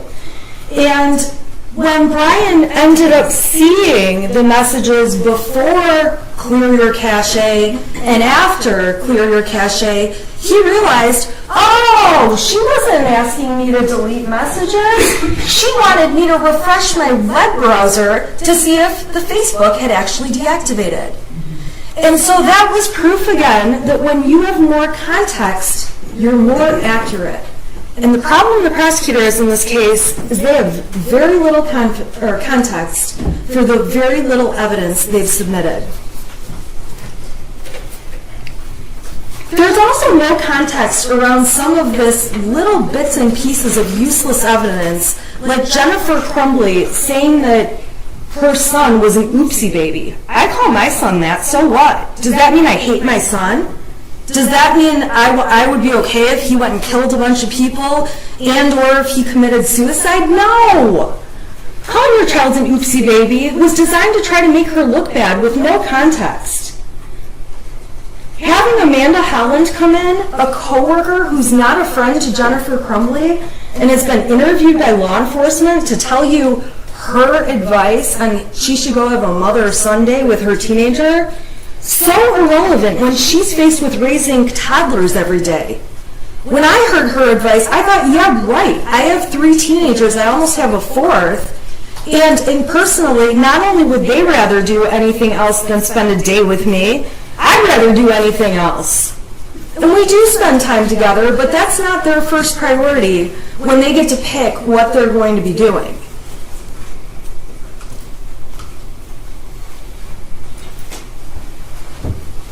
It does not mean she loved her son any less if she ever told a witness, my son is weird. And part of what made me realize I could be in Mrs. Crumbley's shoes is I have sent texts to my husband saying, our daughter is a psycho today. On the way to school last week, she's crying she doesn't have people to sit with at lunch. I texted him, she's a nutcase. I don't know what to do. I don't know how to handle this. I don't have time for this. My other daughter is complaining about her lights flickering in her room. I texted my husband, this sounds like a case. The start of a case. My husband works for my office. He's actually my office manager, so he knows about the case. He went in her room and figured out in 5 minutes it's because when she flips her blow dryer on, one of our plugs makes the lights flicker. So this ghost that you would read about in my text messages, which by the way I did not respond to despite the fact that it's on our 6-person group chat, would be taken out of context and make me look like I don't really care that my daughter is crazy. I also got text one day, we have no food in our house, I am absolutely starving, you are the worst mother ever. And you know what I did? I ignored it. She was mad we didn't have the right kind of chicken ramen when we have 85, when we have 4 other flavors of ramen, and there's about 100 other things she can eat, and I knew she's not going to starve to death, but taken out of context, it makes me look like a neglectful mother. But if you know all the circumstances, and you know the relationship I have with my daughter, I knew it was an overdramatic, stupid point. So when you see messages from Mrs. Crumbley's son saying, will you at least call back? Those are so out of context. And when I'm driving home from court every day, I'm getting messages, will you at least call back? And I don't, because I know what they want is for me to run through the McDonald's drive-thru and bring everyone a Coke. I do stop and get myself a Coke, but I am not getting a round of drinks every day for everyone, and I've realized it's easier to not answer the phone. So you can find reasonable doubt from the context that the defense did actually provide. And when Mrs. Crumbley got on the stand and explained to you her understanding of ghosts and dishes flying and laundry flying, that is evidence. And that is something that can create reasonable doubt to hear what was really going on. Even if you believe the prosecution's dates about what was going on, it's not strong evidence, it's very misleading, And I'm going to go through what it does show. There are 3 sets of dates involving Mrs. Crumbley, all from March of 2021. The first time is March 8th and 9th. They introduced exhibits, including text messages on the 8th, where Mrs. Crumbley starts off asking, is he home yet? Is he home yet? I don't want him to do anything stupid. I'm sure you all remember those. Then they introduced evidence on March 9th that she went to the barn that day with her husband on the 9th. Then they introduced evidence, and I will give them credit, they put together quite a case, although it's really not important, that there was a picture of the horse taken at the barn that day, that the data supports there was a picture of the horse taken at the barn that day, and that there was GPS tracking information supporting that she was at the barn that day. Okay, fine. So on March 8th and 9th, there's concern that the shooter, Mrs. Crumbley's son, is making weird comments, and on the 9th, she goes to the barn and she takes some horse pictures. That's all that shows. Pretty minimal. Next, they went to March 16th through 19th, which was broken up into a million exhibits that, quite frankly, were out of order, threw me off my game, helped create these beautiful TikToks, and I'm going to tell you what they show. Now, these ended up all being admitted as exhibits, but I'm going to go in order of what they show. There was a text thread in Exhibit 85, which if you want to look at it, you can, where Jennifer Crumbley said, I'm going to get drunk and ride my horse. This was on March 17th, St. Patrick's Day. A lot of people have a cocktail on St. Patrick's Day. That does not make her a mother that would be negligent or grossly negligent to her child. There's text messages from the day before where Mrs. Crumbley's son is saying some things about, now the house is haunted. Some weird shit just happened, now I'm scared. I got some videos, a picture of a demon. It's throwing bowls. I'm not joking, it fucked up the kitchen. I'm going outside for a while. Can you at least text back? On that day, Mrs. Crumbley didn't text back, but their own exhibit, okay, which is Exhibit 83, so the numbers do bounce around, so we go from 85 to 86 to 83, show that within an hour of the shooter making these ghost comments, she did call him. Specifically, she called him back at 7:24 and made a 19-second phone call. If it was 19 seconds, it most likely was, I'm on my way home, we'll talk when I get home. So then, the state, in order to make it seem like they've really got some proof here, they admitted exhibits 87, which show on the 17th on St. Patrick's Day, James was on a horse. They showed People's Exhibit 88, confirming the metadata that James was on a horse. They showed a picture, 89, of Jennifer on a horse that day. Metadata to prove she's on the horse that day. Another picture, number 91, of James on the horse, a different picture. The metadata to prove James is on the horse.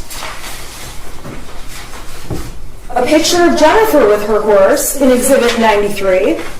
And again, the metadata to support the picture was taken out at the barn and sent, and that these people talked about these horses. Okay, so fine. That's on the 17th of March. You're going to have access to all this evidence if you want to see it.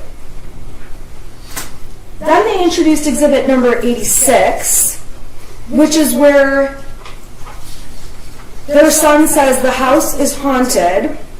This is on the 17th. This is the day where he says, can you text back? This is the day where I already showed you the exhibit. She called him. She didn't text back, but she called him. And then they show a couple texts from a few days later on the 19th.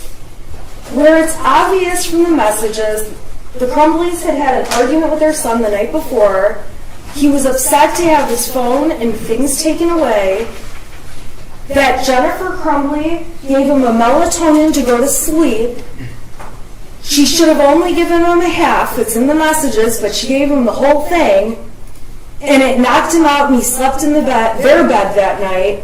And when he woke up the next morning, James described him in the text messages as he woke up looking like he had way too much to drink last night, complaining about a headache. Jennifer says, well, he was really worked up and out of control, so I can see why, talking about his behavior during the fight. All I know, Jennifer says, he needs to eat, go to work hard, not complain, and he can get his stuff back. She testified that getting his stuff taken away is his trigger. It's what makes him get upset. She says, you respond, and I didn't get it. James says, Jesus, yes. He said, let me ask you a question. Why am I in your room? That's when they talk about the melatonin. She says, oh my God. James says, I really thought you were giving him a Xanax last night. Jennifer says, does he seem better? No, melatonin. James says, I know. So obviously he's joking. Jennifer writes, but he hasn't had one before, so I should have only given him a half. James writes, well, he's doing his school, says his head's hurt, so he took Tylenol. Jennifer asks, is he okay to work? James says, yeah. Does he remember what he did? James finally says, dude, I'm working. I'm on a demo right now. I haven't talked to him. He's doing school. And that's really the extent of the conversation. So fine. So one day, they get in an argument. And I'll tell you what, those kind of arguments in a heartbeat could have me sitting in her chair. The final date that the state claims Mrs. Crumbley had knowledge about back from March of 2021 are exhibits 96 through 100. And 96 starts off with their son saying, I'm picking up the room, I cleaned until the clothes started flying off the wall. This stuff only happens when I'm home alone. I pick the clothes back up though. And that's the important part of those texts on the 20th. We know on that date, because the people proved it, no pun intended, but they beat a dead horse, that at 97, it's a picture of Jennifer at the barn. We've got the metadata showing Jennifer was at the barn.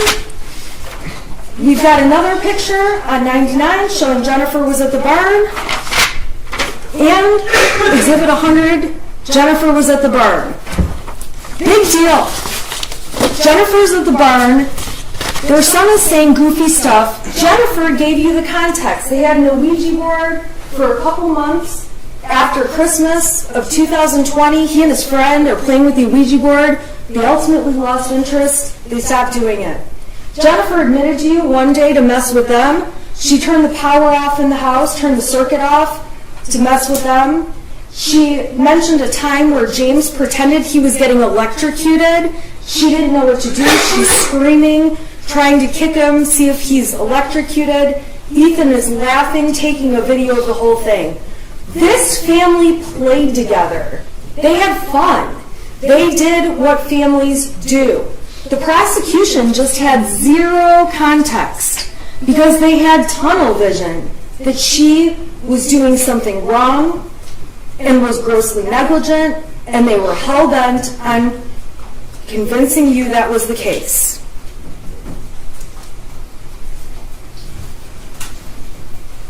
So the other thing that you can find as a reasonable doubt in the case is the lack of evidence in the case as a whole. The prosecution has made very serious claims. And when you really look at it, they have very little evidence. So what they've shown to you, and I have it in these folders, are these dates in March 2021, which, by the way, are 10 months before the shooting even took place. They're before it would have... it's unreasonable to expect that things that happened in March of 2021 are an indicator that 10 months later their son's going to do something. It would be very different if every week there's something going on up until the shooting, but there's not. Because if there was, the prosecution would have brought that in and showed you every horrible thing that was happening to show you their son was being ignored, and they don't have the evidence. So what they did provide and what was admitted, this is exhibit, I believe, 423. These are all the Facebook messages between James and Jennifer. So when you look at those Facebook messages and consider, and this includes the photographs and the GPS stuff, that they're using this much compared to this much over the period between January 2021 and the shooting. This is a very little bits in time compared to the grand scheme of things.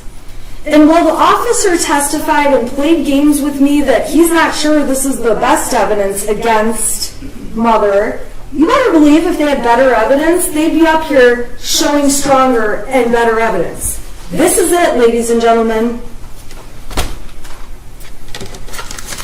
It's obvious from the evidence in trial, and you may find it to be a reasonable doubt, that the Crumbley son was a skilled manipulator, and they didn't realize it. He's not sick. He doesn't have a mental illness. He's had no history of hallucinations. He has never shown his parents signs of mental illness. He certainly never showed signs of mental illness wanting to get a gun. No parent would purchase a weapon if they believed their child had mental illnesses.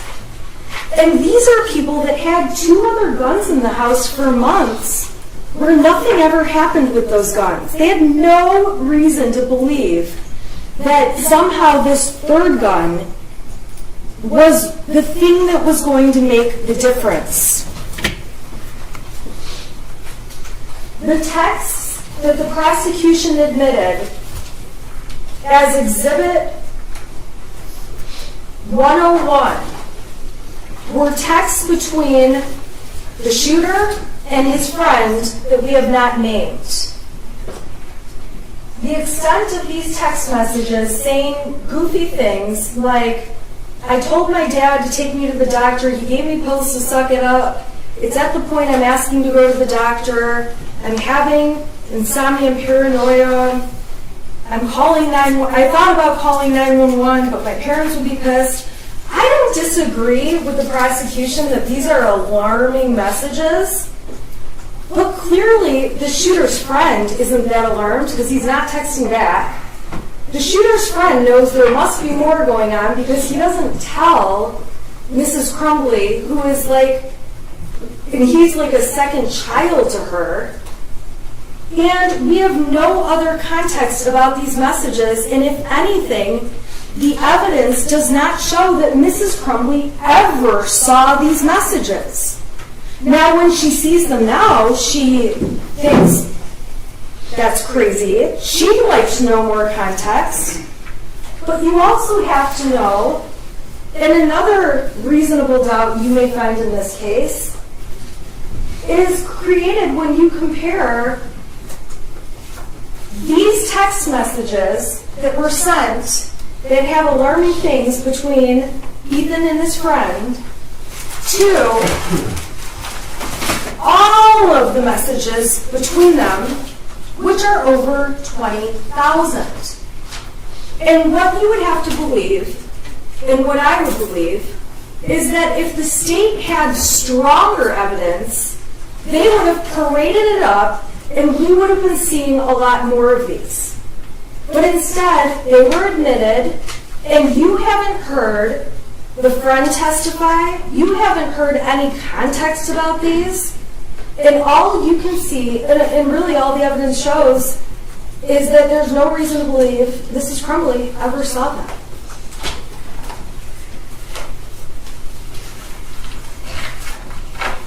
I don't want to have another Leaning Tower of Pisa situation. So move this down. I'm watching it. I've taken your advice. Now, the other evidence the state has shown are little bits and pieces from the shooter's journal that are quite alarming and disturbing. But again, Mrs. Crumbley says the information in there about my parents won't listen to me for help is not true. And there is no evidence to show she ever saw that 22-page handwritten document. She never saw the little bits of evidence that the prosecution admitted. To evaluate this case, you have to look at it from the perspective of what she knew. So the journal information and the small amount of text compared to all the text with his friends are things she didn't know about. There's also 2 times where the state says that they have proof that Mrs. Crumbley's son was showing signs of depression or being sad or lonely. All right, those come from April 29th, 2001. This is when Jennifer Crumbley emails the friend, his mother, and all she says is that her son has been acting kind of depressed. She doesn't know what's going on. She's trying to find out what's going on, but he won't really tell her much. She's trying to find out if there's an issue between the 2 boys she should be aware of. She's trying to get down to the bottom of it. If anything, she's doing what a good mom does to try to figure it out. But the worst of what she says is that he's stressed by school. I don't want to get this wrong. He's been acting kind of depressed. And she's happy to hear it's not an issue between them. Then they go on to make plans for their son. This was admitted as Exhibit 104. If you put my text up there and showed every time I told my mom that one of my kids was acting depressed or weird, I guess my favorite word is moody these days, it would look like my kids were complete lunatics. I'm actually shocked Jennifer Crumbley doesn't have more texts about her son acting like a typical teenager. And Jennifer Crumbley testified that although she said that, she didn't think it was anything she needed to run to a doctor about or anything she needed to do anything more with. And this moment passed, because if it didn't, the prosecution would have brought in all the texts that went beyond this, and there'd be more evidence. They also run in text with the same parent of the friend from Exhibit 105, the friend's mother, when Jennifer Crumbley reaches out to her saying she had no clue what they were going through with their son, and she felt really bad about it, and asked how they're all doing, and that they're thinking about them, that family, a lot. And ultimately, the worst that Jennifer Crumbley says about her son is, I know my son misses him, and if you need anything at all, don't hesitate to ask. That's it. It doesn't go on with wild depressions or hallucinations or mental health issues. That's it. That's it. I'm actually shocked there's not more instances of depression or moodiness where my kid is acting weird. The fact that there's this little evidence is shocking to me. However, it's a lack of evidence on the state's part.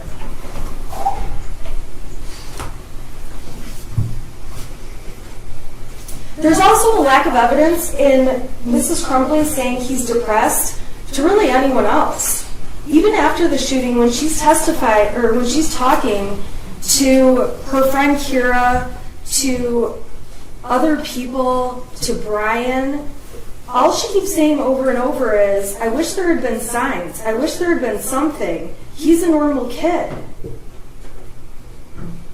There's a complete lack of evidence of mental health concerns specifically. If you want to really spend some time digging into this, you can read all the messages between James and Jennifer Crumbley, all of them, and you will find that there are not texts that go on and on that their son was exhibiting anything close to a mental health concern. And again, my text would read worse because I say things like, I think my daughter's psychotic.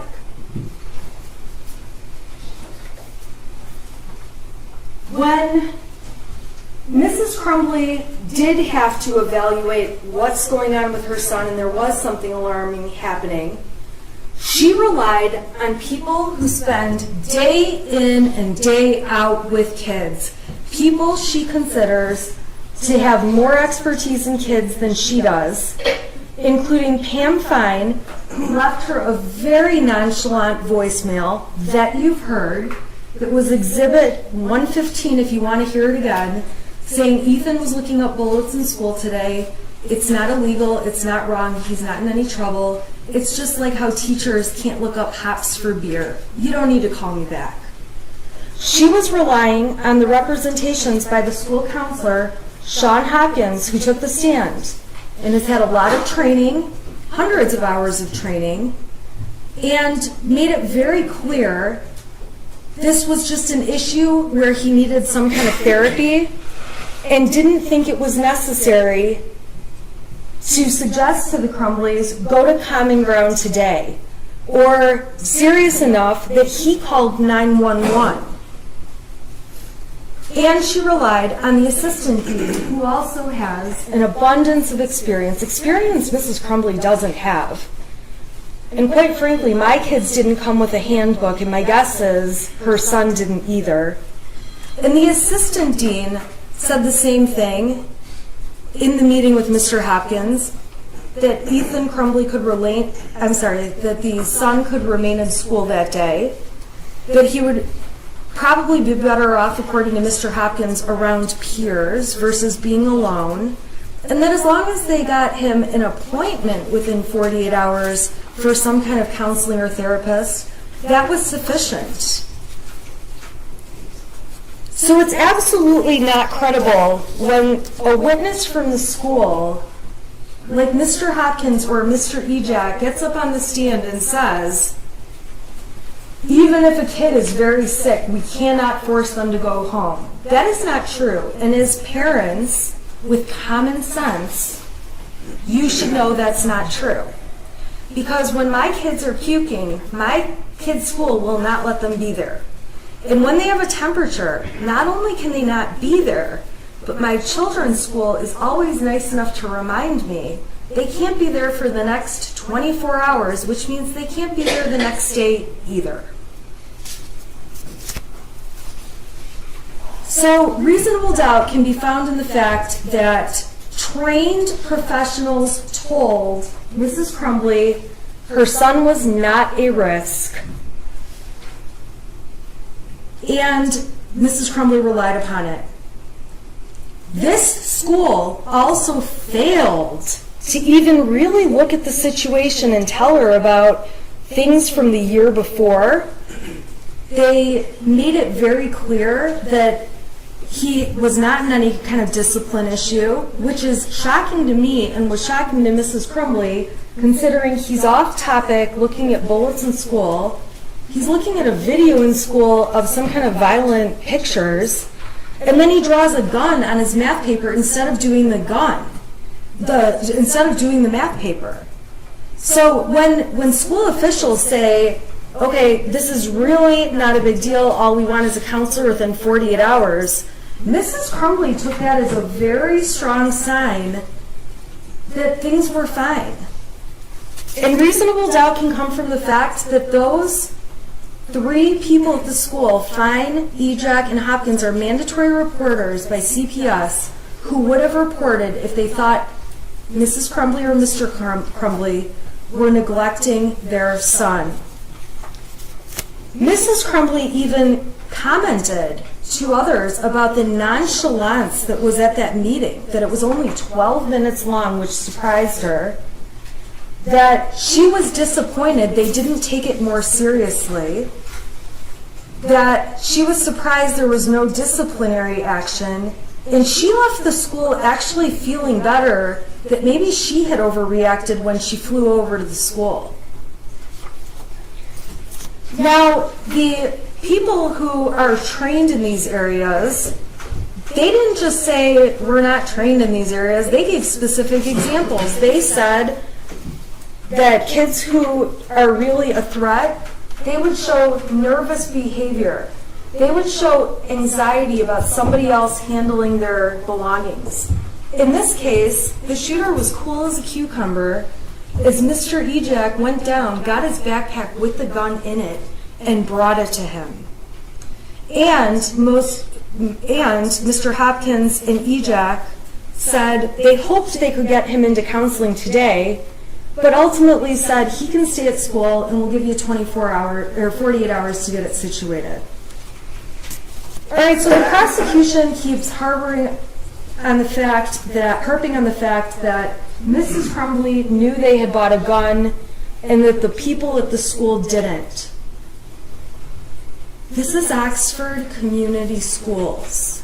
These professionals testified about how common guns are at the school, so common, and this kind of blew me away, although I live out there, that students are known to go to the gun ranges often, that girls on homecoming wearing their short little party dresses they wear to the dance take photos before the dance holding their guns, that kids go hunting on Late Start Wednesday before they go to school, and the school has to give reminders to parents for people to leave their guns at home.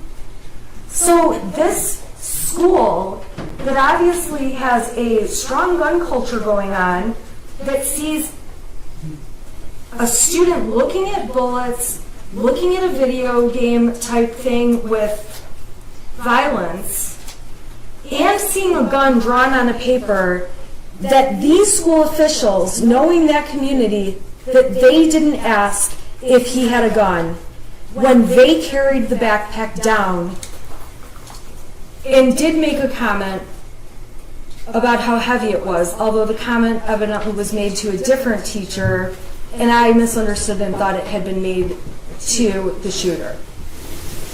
So yeah, Mr. and Mrs. Crumbley, they didn't mention the gun, but they did mention that they had been at the shooting range with their son. And this is a community that is so into guns.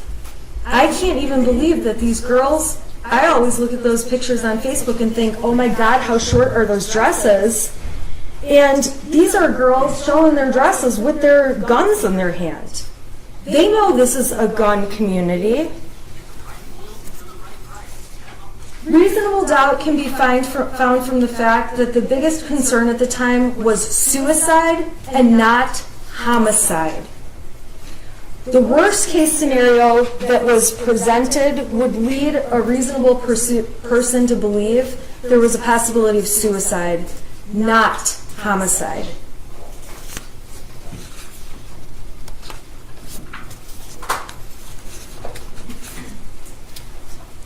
The prosecution seemed to also carry on about the amount of money and time that Mrs. Crumbley spent on horses.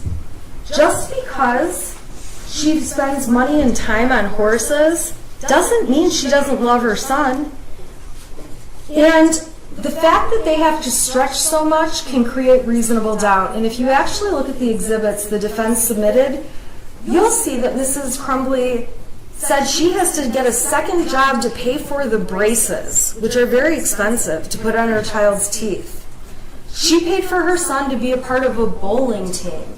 She paid for him to do other sports. She cared about her son. Just because she cared about horses and bought medication from them and had a horse hobby, that's not any different than a dad who likes golf and buys new golf clubs and has a membership to a country club and spends time there and spends money at the bar there on days they go golfing. It's not any different.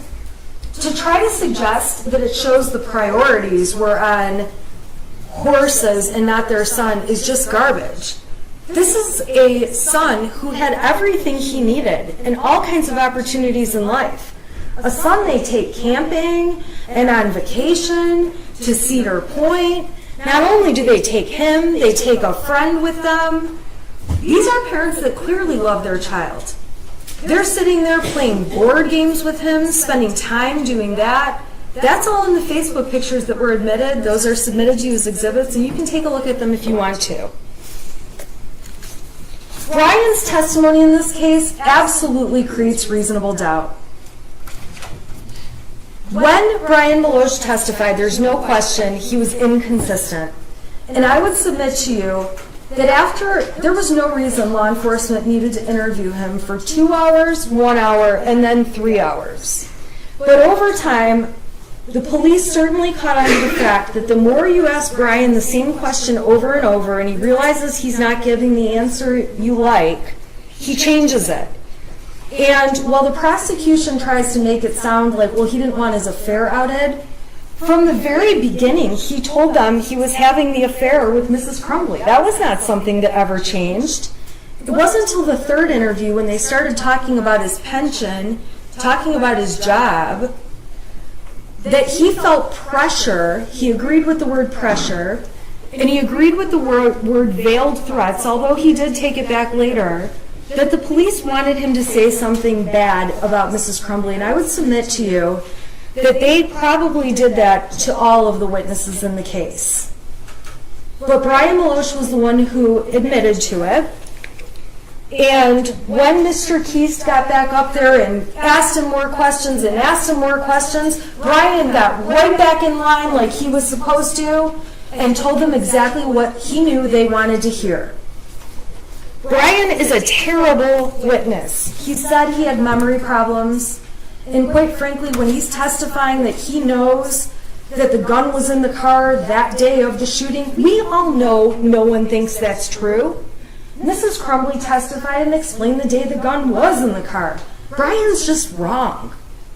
And when Brian testified that Brady was gone and he believed Brady died or committed suicide, I would submit to the jury that Brian is just an idiot and has no clue, and that the truth is he didn't know the details about where the shooter's friend went. He just knew he went away.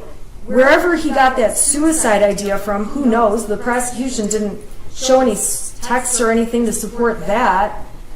But it's clear that Brian Meloche has been put on a mission, which is, you're coming into court, you've got some things hanging over your head, and we want you to take a position against Mrs. Crumbley.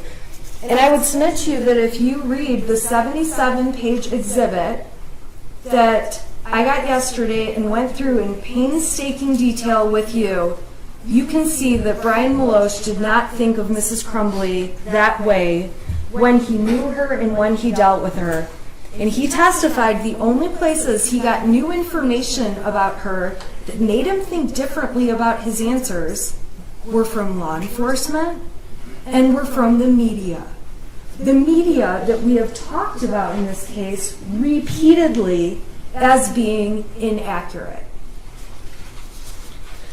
Brian admitted that when the prosecution asked him, and we've already talked about this, to delete his messages, when I went through the part about clear the cache, Jennifer telling him clear the cache, showed him the stuff before and after, he realized it was just to refresh the page to see if Facebook had deactivated. So giving him little bits of information is particularly dangerous because he's not the sharpest. And that's what the prosecution did. They used him to their advantage to try to make it sound like they have this case and all these horrible statements against Mrs. Crumbley. And by the way, when they presented evidence that Mrs. Crumbley is deleting texts and keep making it sound like she selects different texts here and there, it actually sounds like Mrs. Crumbley deletes all her texts, as she testified, that when people start flooding her with text, she deletes entire threads at a time. Who knows what she's deleting? We saw her on her phone flipping through them super fast. And the texts ultimately that she deleted, the prosecution did point out 2 of them in their closing. They pointed out the texts about "we're fucked" and "we're on the run again," but they didn't mention that she deleted 2 texts that are actually very exculpatory and helpful to her. Why would she delete some of the most helpful and exculpatory things she said? Those two texts are on page 42 and 44 if you want to see them in the 77-page exhibit. And those two texts confirm, she calls it the string lock was on the gun. She means the cable lock, but she doesn't know enough about guns to say cable lock. The string lock was on the gun. And the other deleted text that the prosecution didn't mention was when she said that the weapon had been locked, the ammunition had been stored separately, and that everything was not loaded. There's no reason she would delete two messages that are that helpful to her. She's just a person who deletes all of her messages, as she testified to. You can find reasonable doubt that Mrs. Crumbley's state of mind is very obvious in statements she made after the shooting. Right away, she's talking about how she had no signs to believe anything would happen. At the substation interview, it's on recording, we watched it. She tells the interviewer, I had no signs, there were no signs. Then, when they have her in the car, the squad car, she's in the back, she says to them again, I had no signs. In her text message with Kira, which was admitted, she says there were no signs. Kira says there probably were, you just missed them. With Brian Maloche, Mrs. Crumbley says again, there were no signs. I would submit to you, this is not some master plan where Mrs. Crumbley decides she's going to suddenly say there's no signs. First of all, there's no evidence of signs Mrs. Crumbley knew about. And second, all of her immediate fast statements in a time of stress, right after she's had guns held to her face, walking out the front door of her house, she's saying there were no signs. You might find, and I know the prosecution takes issue with this one, Mrs. Crumbley was actually, in fact, a hypervigilant mother. She's the kind of mother who is going to the friend's mom to chase down why he's having a moody and kind of depressed day. She's on Power Schools on the app multiple times a day checking for missing assignments. She's emailing teachers about grades. Christy Gibson Marshall, the assistant principal, who did do one of the bravest things I've ever seen, she testified she saw the shooter's face and couldn't believe it was him. And the reason she couldn't believe it was him is because it was so unforeseeable. Mrs. Crumbley's hypervigilance also comes when you look at how she takes him for medical appointments. They're at the urgent care because some little mole on his back changed colors when she's applying sunscreen. I think of myself as a hypervigilant mother, and I've never noticed any moles on my kid's back, and I must need to go home and look. Because when I look at the actions of Mrs. Crumbley, she actually pays far more attention to that kind of thing and other things than I do. I could easily be sitting in her chair. When her son's experiencing headaches and medical issues, she's at the doctor or doing virtual visits. There's no reason to believe that's not true. With the headaches, they go through a whole process. She gets a whole x-ray done of his head. She takes him to the eye doctor to see if that's causing the issue. Ultimately, she pays and puts braces on his teeth. Then, he's a bad brusher, so she's going to the extent of getting the braces off his teeth so he can get the cavities fixed, 13 cavities. I would go crazy on my kid. And she's just doing each thing she needs to do as a hypervigilant mother. And yes, a hypervigilant mother can have a drink once in a while. I'm a hypervigilant mother, and I not only have a drink once in a while, but sometimes I've been known to have 2 or 3 or maybe a bottle.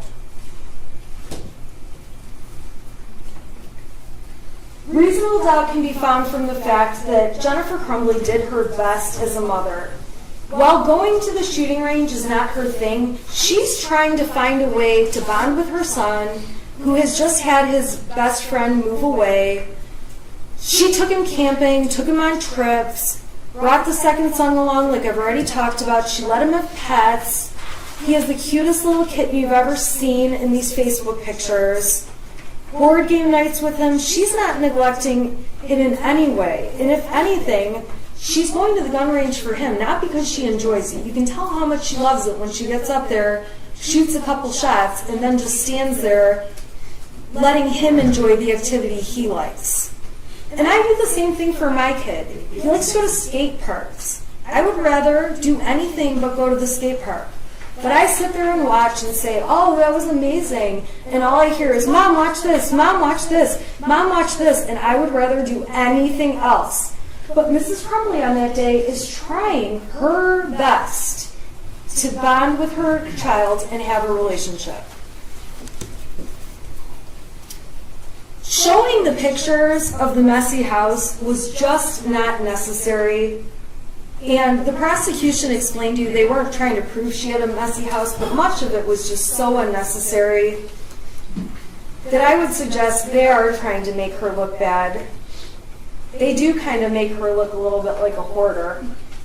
But if you saw pictures of my house right now, like a snapshot in time, you'd be just as horrified. I've been so busy getting ready for this trial, ready for all the fun we've had in the court and through these last few weeks. I still have my Christmas trees up. I was complaining to my husband the other day, oh my God, we still have our Christmas trees up. This is embarrassing.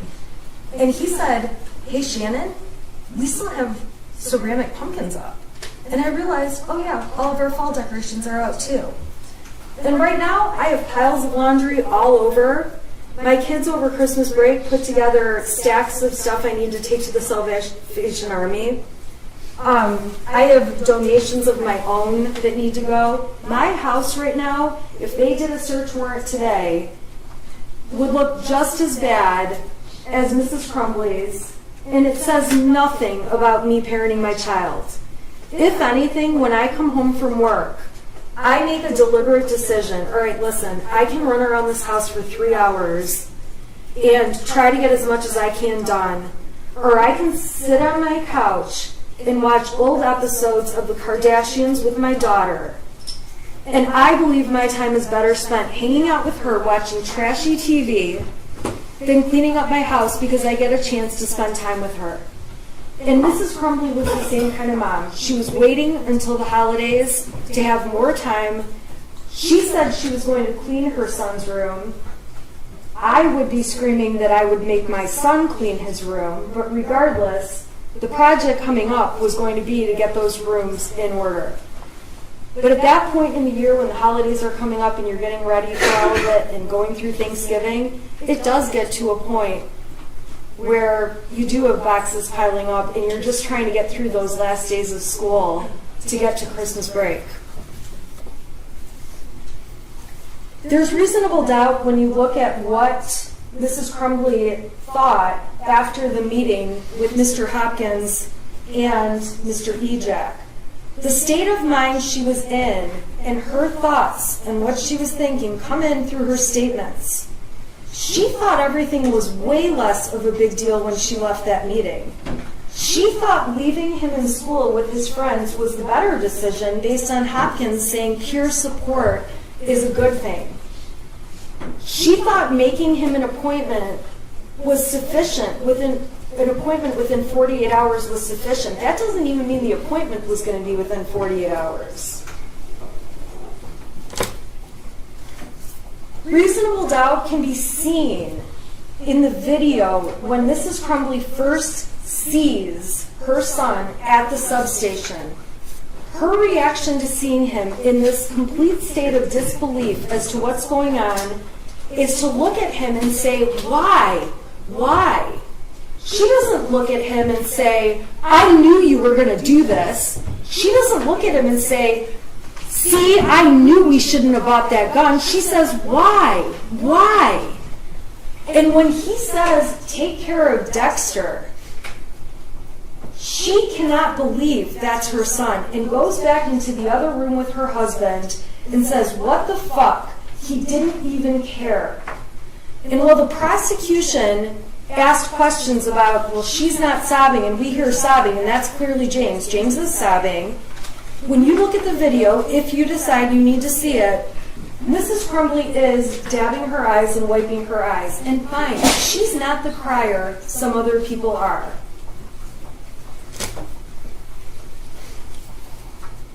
Reasonable doubts can come from the statements in the heat of the moment at the substation when Jennifer Crumbley is in a state of shock trying to answer their questions.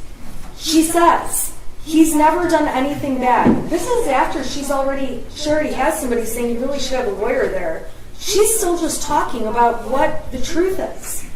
He's never done anything bad. One of the parents says he's a perfect kid. Jennifer Crumbley tells them the most of an issue he ever has is anxiety over tests. Jennifer Crumbley tells them everything was fine this morning.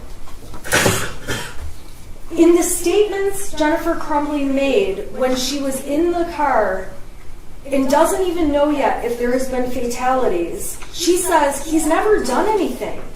She acknowledges he ruined lives today. She says, it's the first time I've ever seen him do anything. She says, he's a good kid. He's never angry. He's mellow. He's not what he looks like. He's not a monster. And she's not a monster either. She explains to them in detail when they ask, he's never had mental issues. In those moments, she can't even think straight about life around her. She's worrying about a horse and her job and all kinds of random stuff. And ladies and gentlemen, when emergencies happen, life doesn't just stop. So the fact that she's able to function and think, I still need a job, I need some money, I need a phone that works, that doesn't mean she thought her son would terrorize and kill people and shoot people at a school. Her reaction when she finds out there are fatalities was genuine and honest. And she broke down crying, although she does continue to keep answering their questions.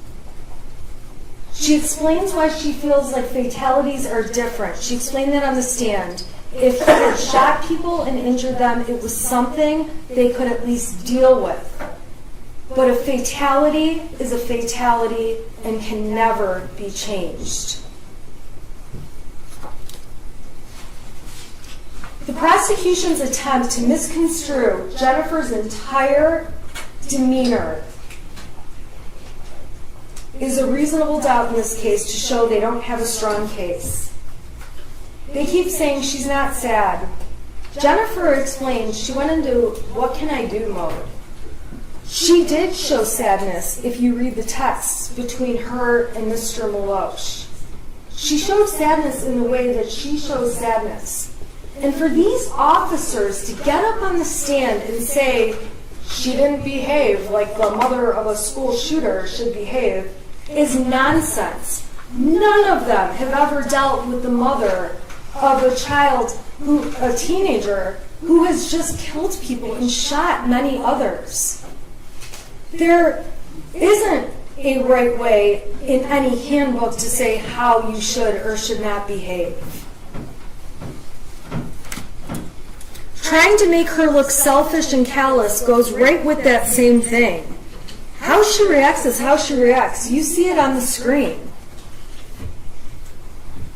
It's really hard to pass judgment, although these police officers did, on how a person should react when for the first time in their lives they walk out of their house and are surrounded with guns in their face.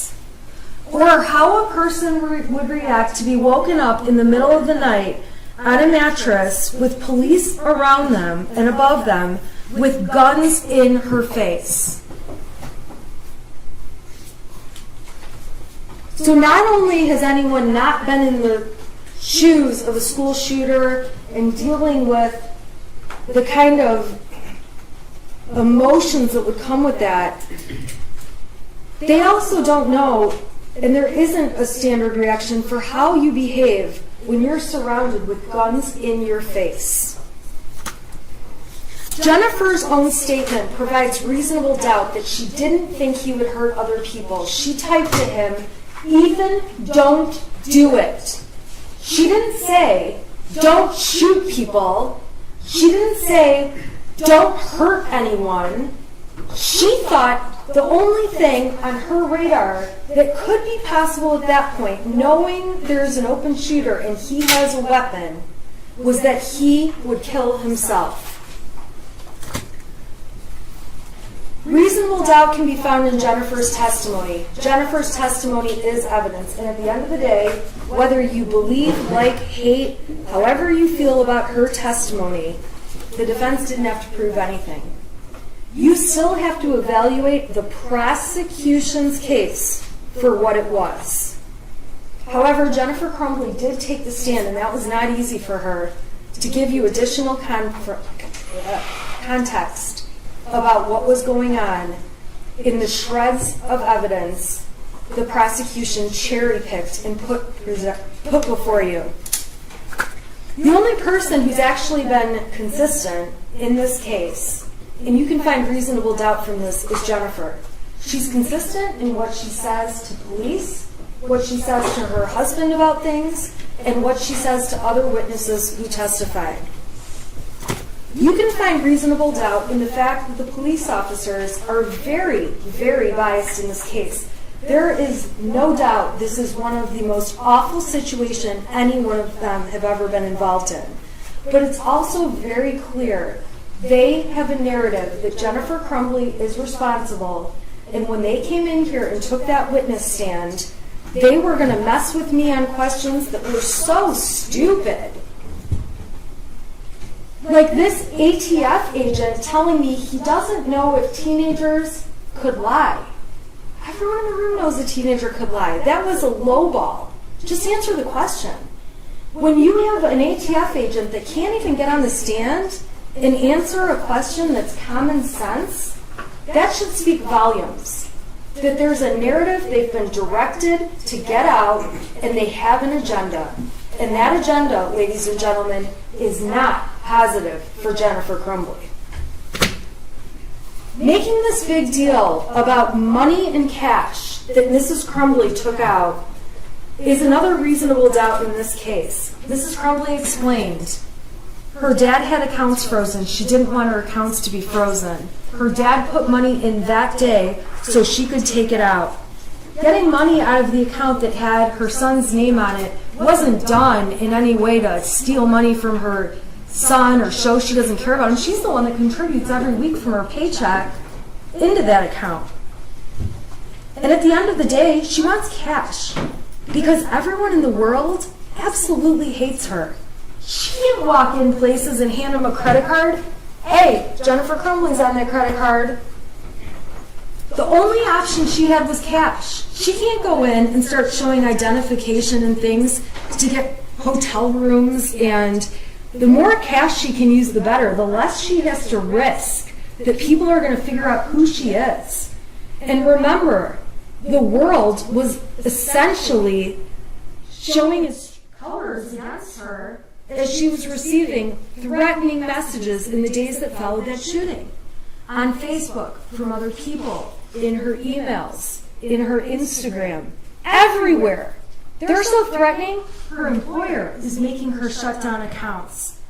Her friends, people that have been her people for years, don't want anything to do with her and don't want to be by her because she's that dangerous at that point in time.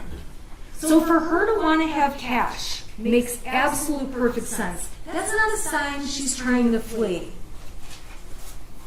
And also, if you're trying to flee, you don't go around local Oakland County and areas surrounding it and carry around a syringe of horse medicine.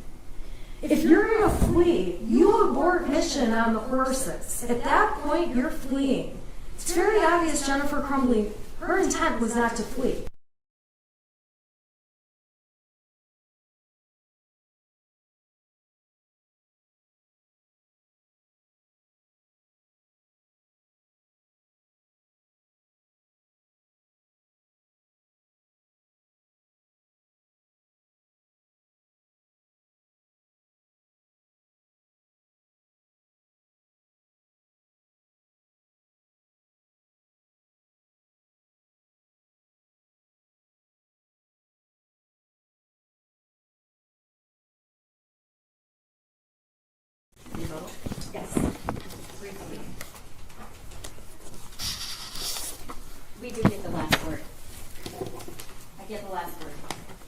do. Because it's our burden. And that's why we did the last word. And it's burden I embrace. It's the burden to prove beyond a reasonable doubt that Jennifer Crumbley is guilty of involuntary manslaughter. It is not a burden that I have to prove every single fact about the case beyond a reasonable doubt. That's not the law. That's what she told you the law was. It's not the law. The law is I have to prove every element beyond a reasonable doubt. Beyond a reasonable doubt. Not any doubt. Beyond a reasonable doubt. The defense gets to decide how they present their case. They get to decide that. She gets to stand up and say what she said. But your job is to listen to the facts of the case. Your job is to listen to what the judge tells you the law is. Your job is to tell you to look at the evidence, the people sitting here, not what somebody else wants to have said that they said, but what they actually said. Your job is to consider not what lawyers say about their own life and their own circumstances and their opinion. Your job is to consider the facts and the evidence in this case. I have to address a couple things, and I'm going to be quick. There was absolutely no evidence at all presented to you that anybody at that meeting told Jennifer Crumbley it was no big deal. There was no evidence of that. There was no evidence at all that Jennifer Crumbley was very surprised by how long the meeting lasted. Jennifer Crumbley didn't say that. That's not in the evidence. I don't have to prove, the people do not have to prove that Jennifer Crumbley knew that there was going to be a homicide or a school shooting. As Lieutenant Willis pointed out correctly, if she knew exactly what was going to happen, she'd be charged with murder, ladies and gentlemen. She is not. She is charged with involuntary manslaughter. And the elements, you'll get them, I read them to you. The standard and what I have to prove is not that she knew that her son would go shoot up the school and kill 4 kids. I have to prove that she had a legal duty. She negligently performed that legal duty. She negligently did not take steps to take care and protect the other children in that school when there was a reasonable foreseeability that ordinary care was required. The smallest of things. The smallest of things.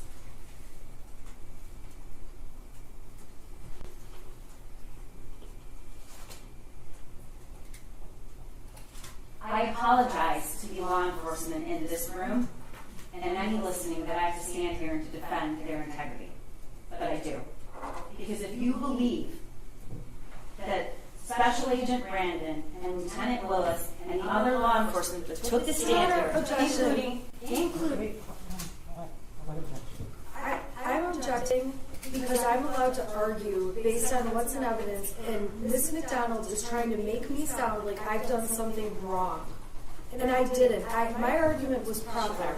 She's arguing. It's my rebuttal. Yeah, overruled. You commented on the statements of the police officers. You argued about the statements of the police officers. She gets to argue about the statements. The exact quote was, they probably did that to all the witnesses in the case. If you believe that, then you believe that the Sheriff's Office, Lieutenant Willis, Special Agent Brandon, the ATF, the Federal Marshals, the Detroit Police Department, anyone who the evidence tech, they were all in some sort of conspiracy. That's what you have to believe, and I know that that's not what you're going to find. Look at the evidence, apply the law, and decide what the truth is. That's all I've ever asked you to do. That's all the judge is going to ask you to do. Nothing here was designed. Nothing here was made up. And I don't have to convince you of that, because I know that you're going to use your hearts and your minds and your sense of reason, and you're going to look at the evidence.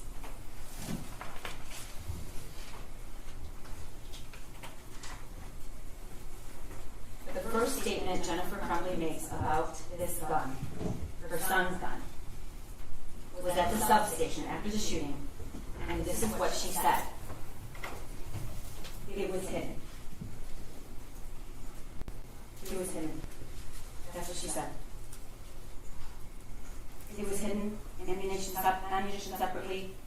hidden in a dresser. It was hidden. That's all she said about it. The school's actions or inactions do not excuse the culpable behavior by defendant.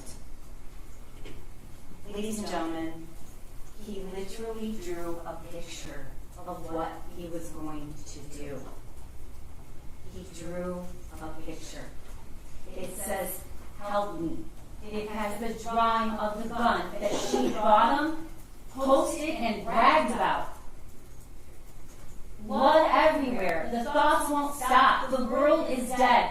He drew her a picture.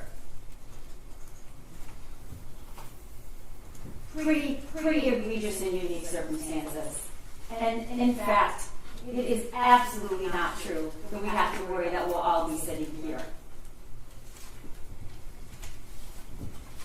We agree on one thing. Her testimony is evidence. Jennifer Crumbley's testimony is evidence, and you should consider it. And when you consider it, I'm confident that you will agree it is not consistent at all. It wasn't even consistent from her direct examination to her cross-examination.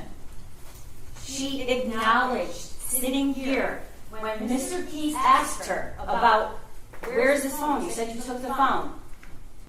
You heard what she said. We took his gun away. We took his gun away. I don't have to prove flight beyond a reasonable doubt. I already told you that.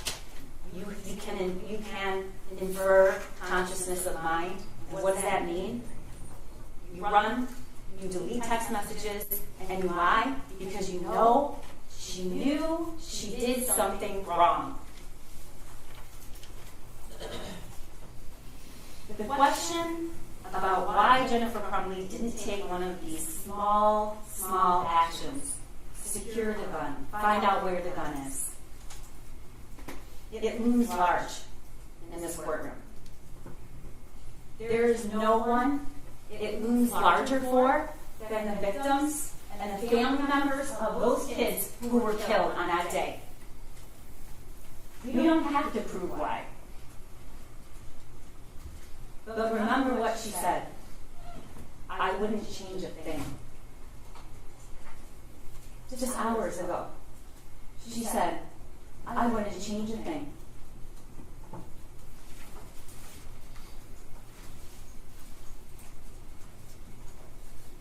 This prosecution is about nothing else except the facts of this case and what Jennifer Crumbley did and what she didn't do. If only I could look at the faces of these parents who are dealing with unspeakable darkness and grief. If only I could make that better. I could appease them, as defense counsel addressed, by charging Jennifer Crumbley. These are the parents of Hannah St. Juliana. These are the parents of Madison Baldwin. These are the parents of Tate Meir. These are the parents of Justin Schilling. And not just their parents, they are mothers and they are fathers and they are sisters and their brothers. And do not think for 1 second that this prosecution takes any of that pain away, because it doesn't. This isn't an effort to appease anybody. Your verdict means one thing. It means Jennifer Crumbley is guilty. 4 counts of involuntary manslaughter beyond a reasonable doubt. And I am not going to stand here and tell you that that's going to take away this pain that these families feel, because it will not. I won't stand here and say that the pain will be gone for Molly Darnell, or Christy Gibson Marshall, or Special Agent Brandon, who ran out of that office so quickly that his chair was spinning, or Ed Rodrowski, who viewed the surveillance video to identify the path of the shooter, and it was burned in his brain forever. Or for Lieutenant Tim Willis, who answered the call to lead, and maybe the biggest ask of his entire career, but one he did not back away from. Don't render this verdict for the hundreds of kids in that school. It will not appease them. Nothing will. But you are now called upon You are called upon. You are called upon to do your part as jurors, to keep the oath that you took, to be fair, to be honest, to be impartial. You are the ultimate fact finder. But what happened that day? You are the ultimate fact finder of the truth. We have met our burden. We have proven beyond a reasonable doubt that Jennifer Crumbley is guilty of 4 counts of involuntary manslaughter for failing to exercise ordinary care when the smallest, tragically simple thing could have prevented it. It could have saved Hannah.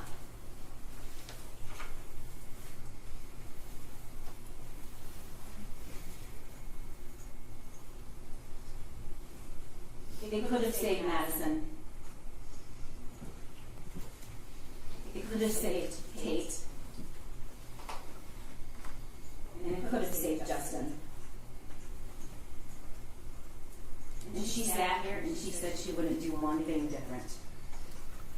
And lastly, I'm going to address the question I know that on the minds of a lot of people in this courtroom and a lot of people listening. I'm going to say, but I know they're all asking, and they want to say. When she took the stand, and she testified about her own loss, and she was asked the question, you lost everything. She said yes. She hasn't lost everything, ladies and gentlemen. Her son is still alive. Find her guilty of 4 counts of involuntary manslaughter. Thank you. Thank you.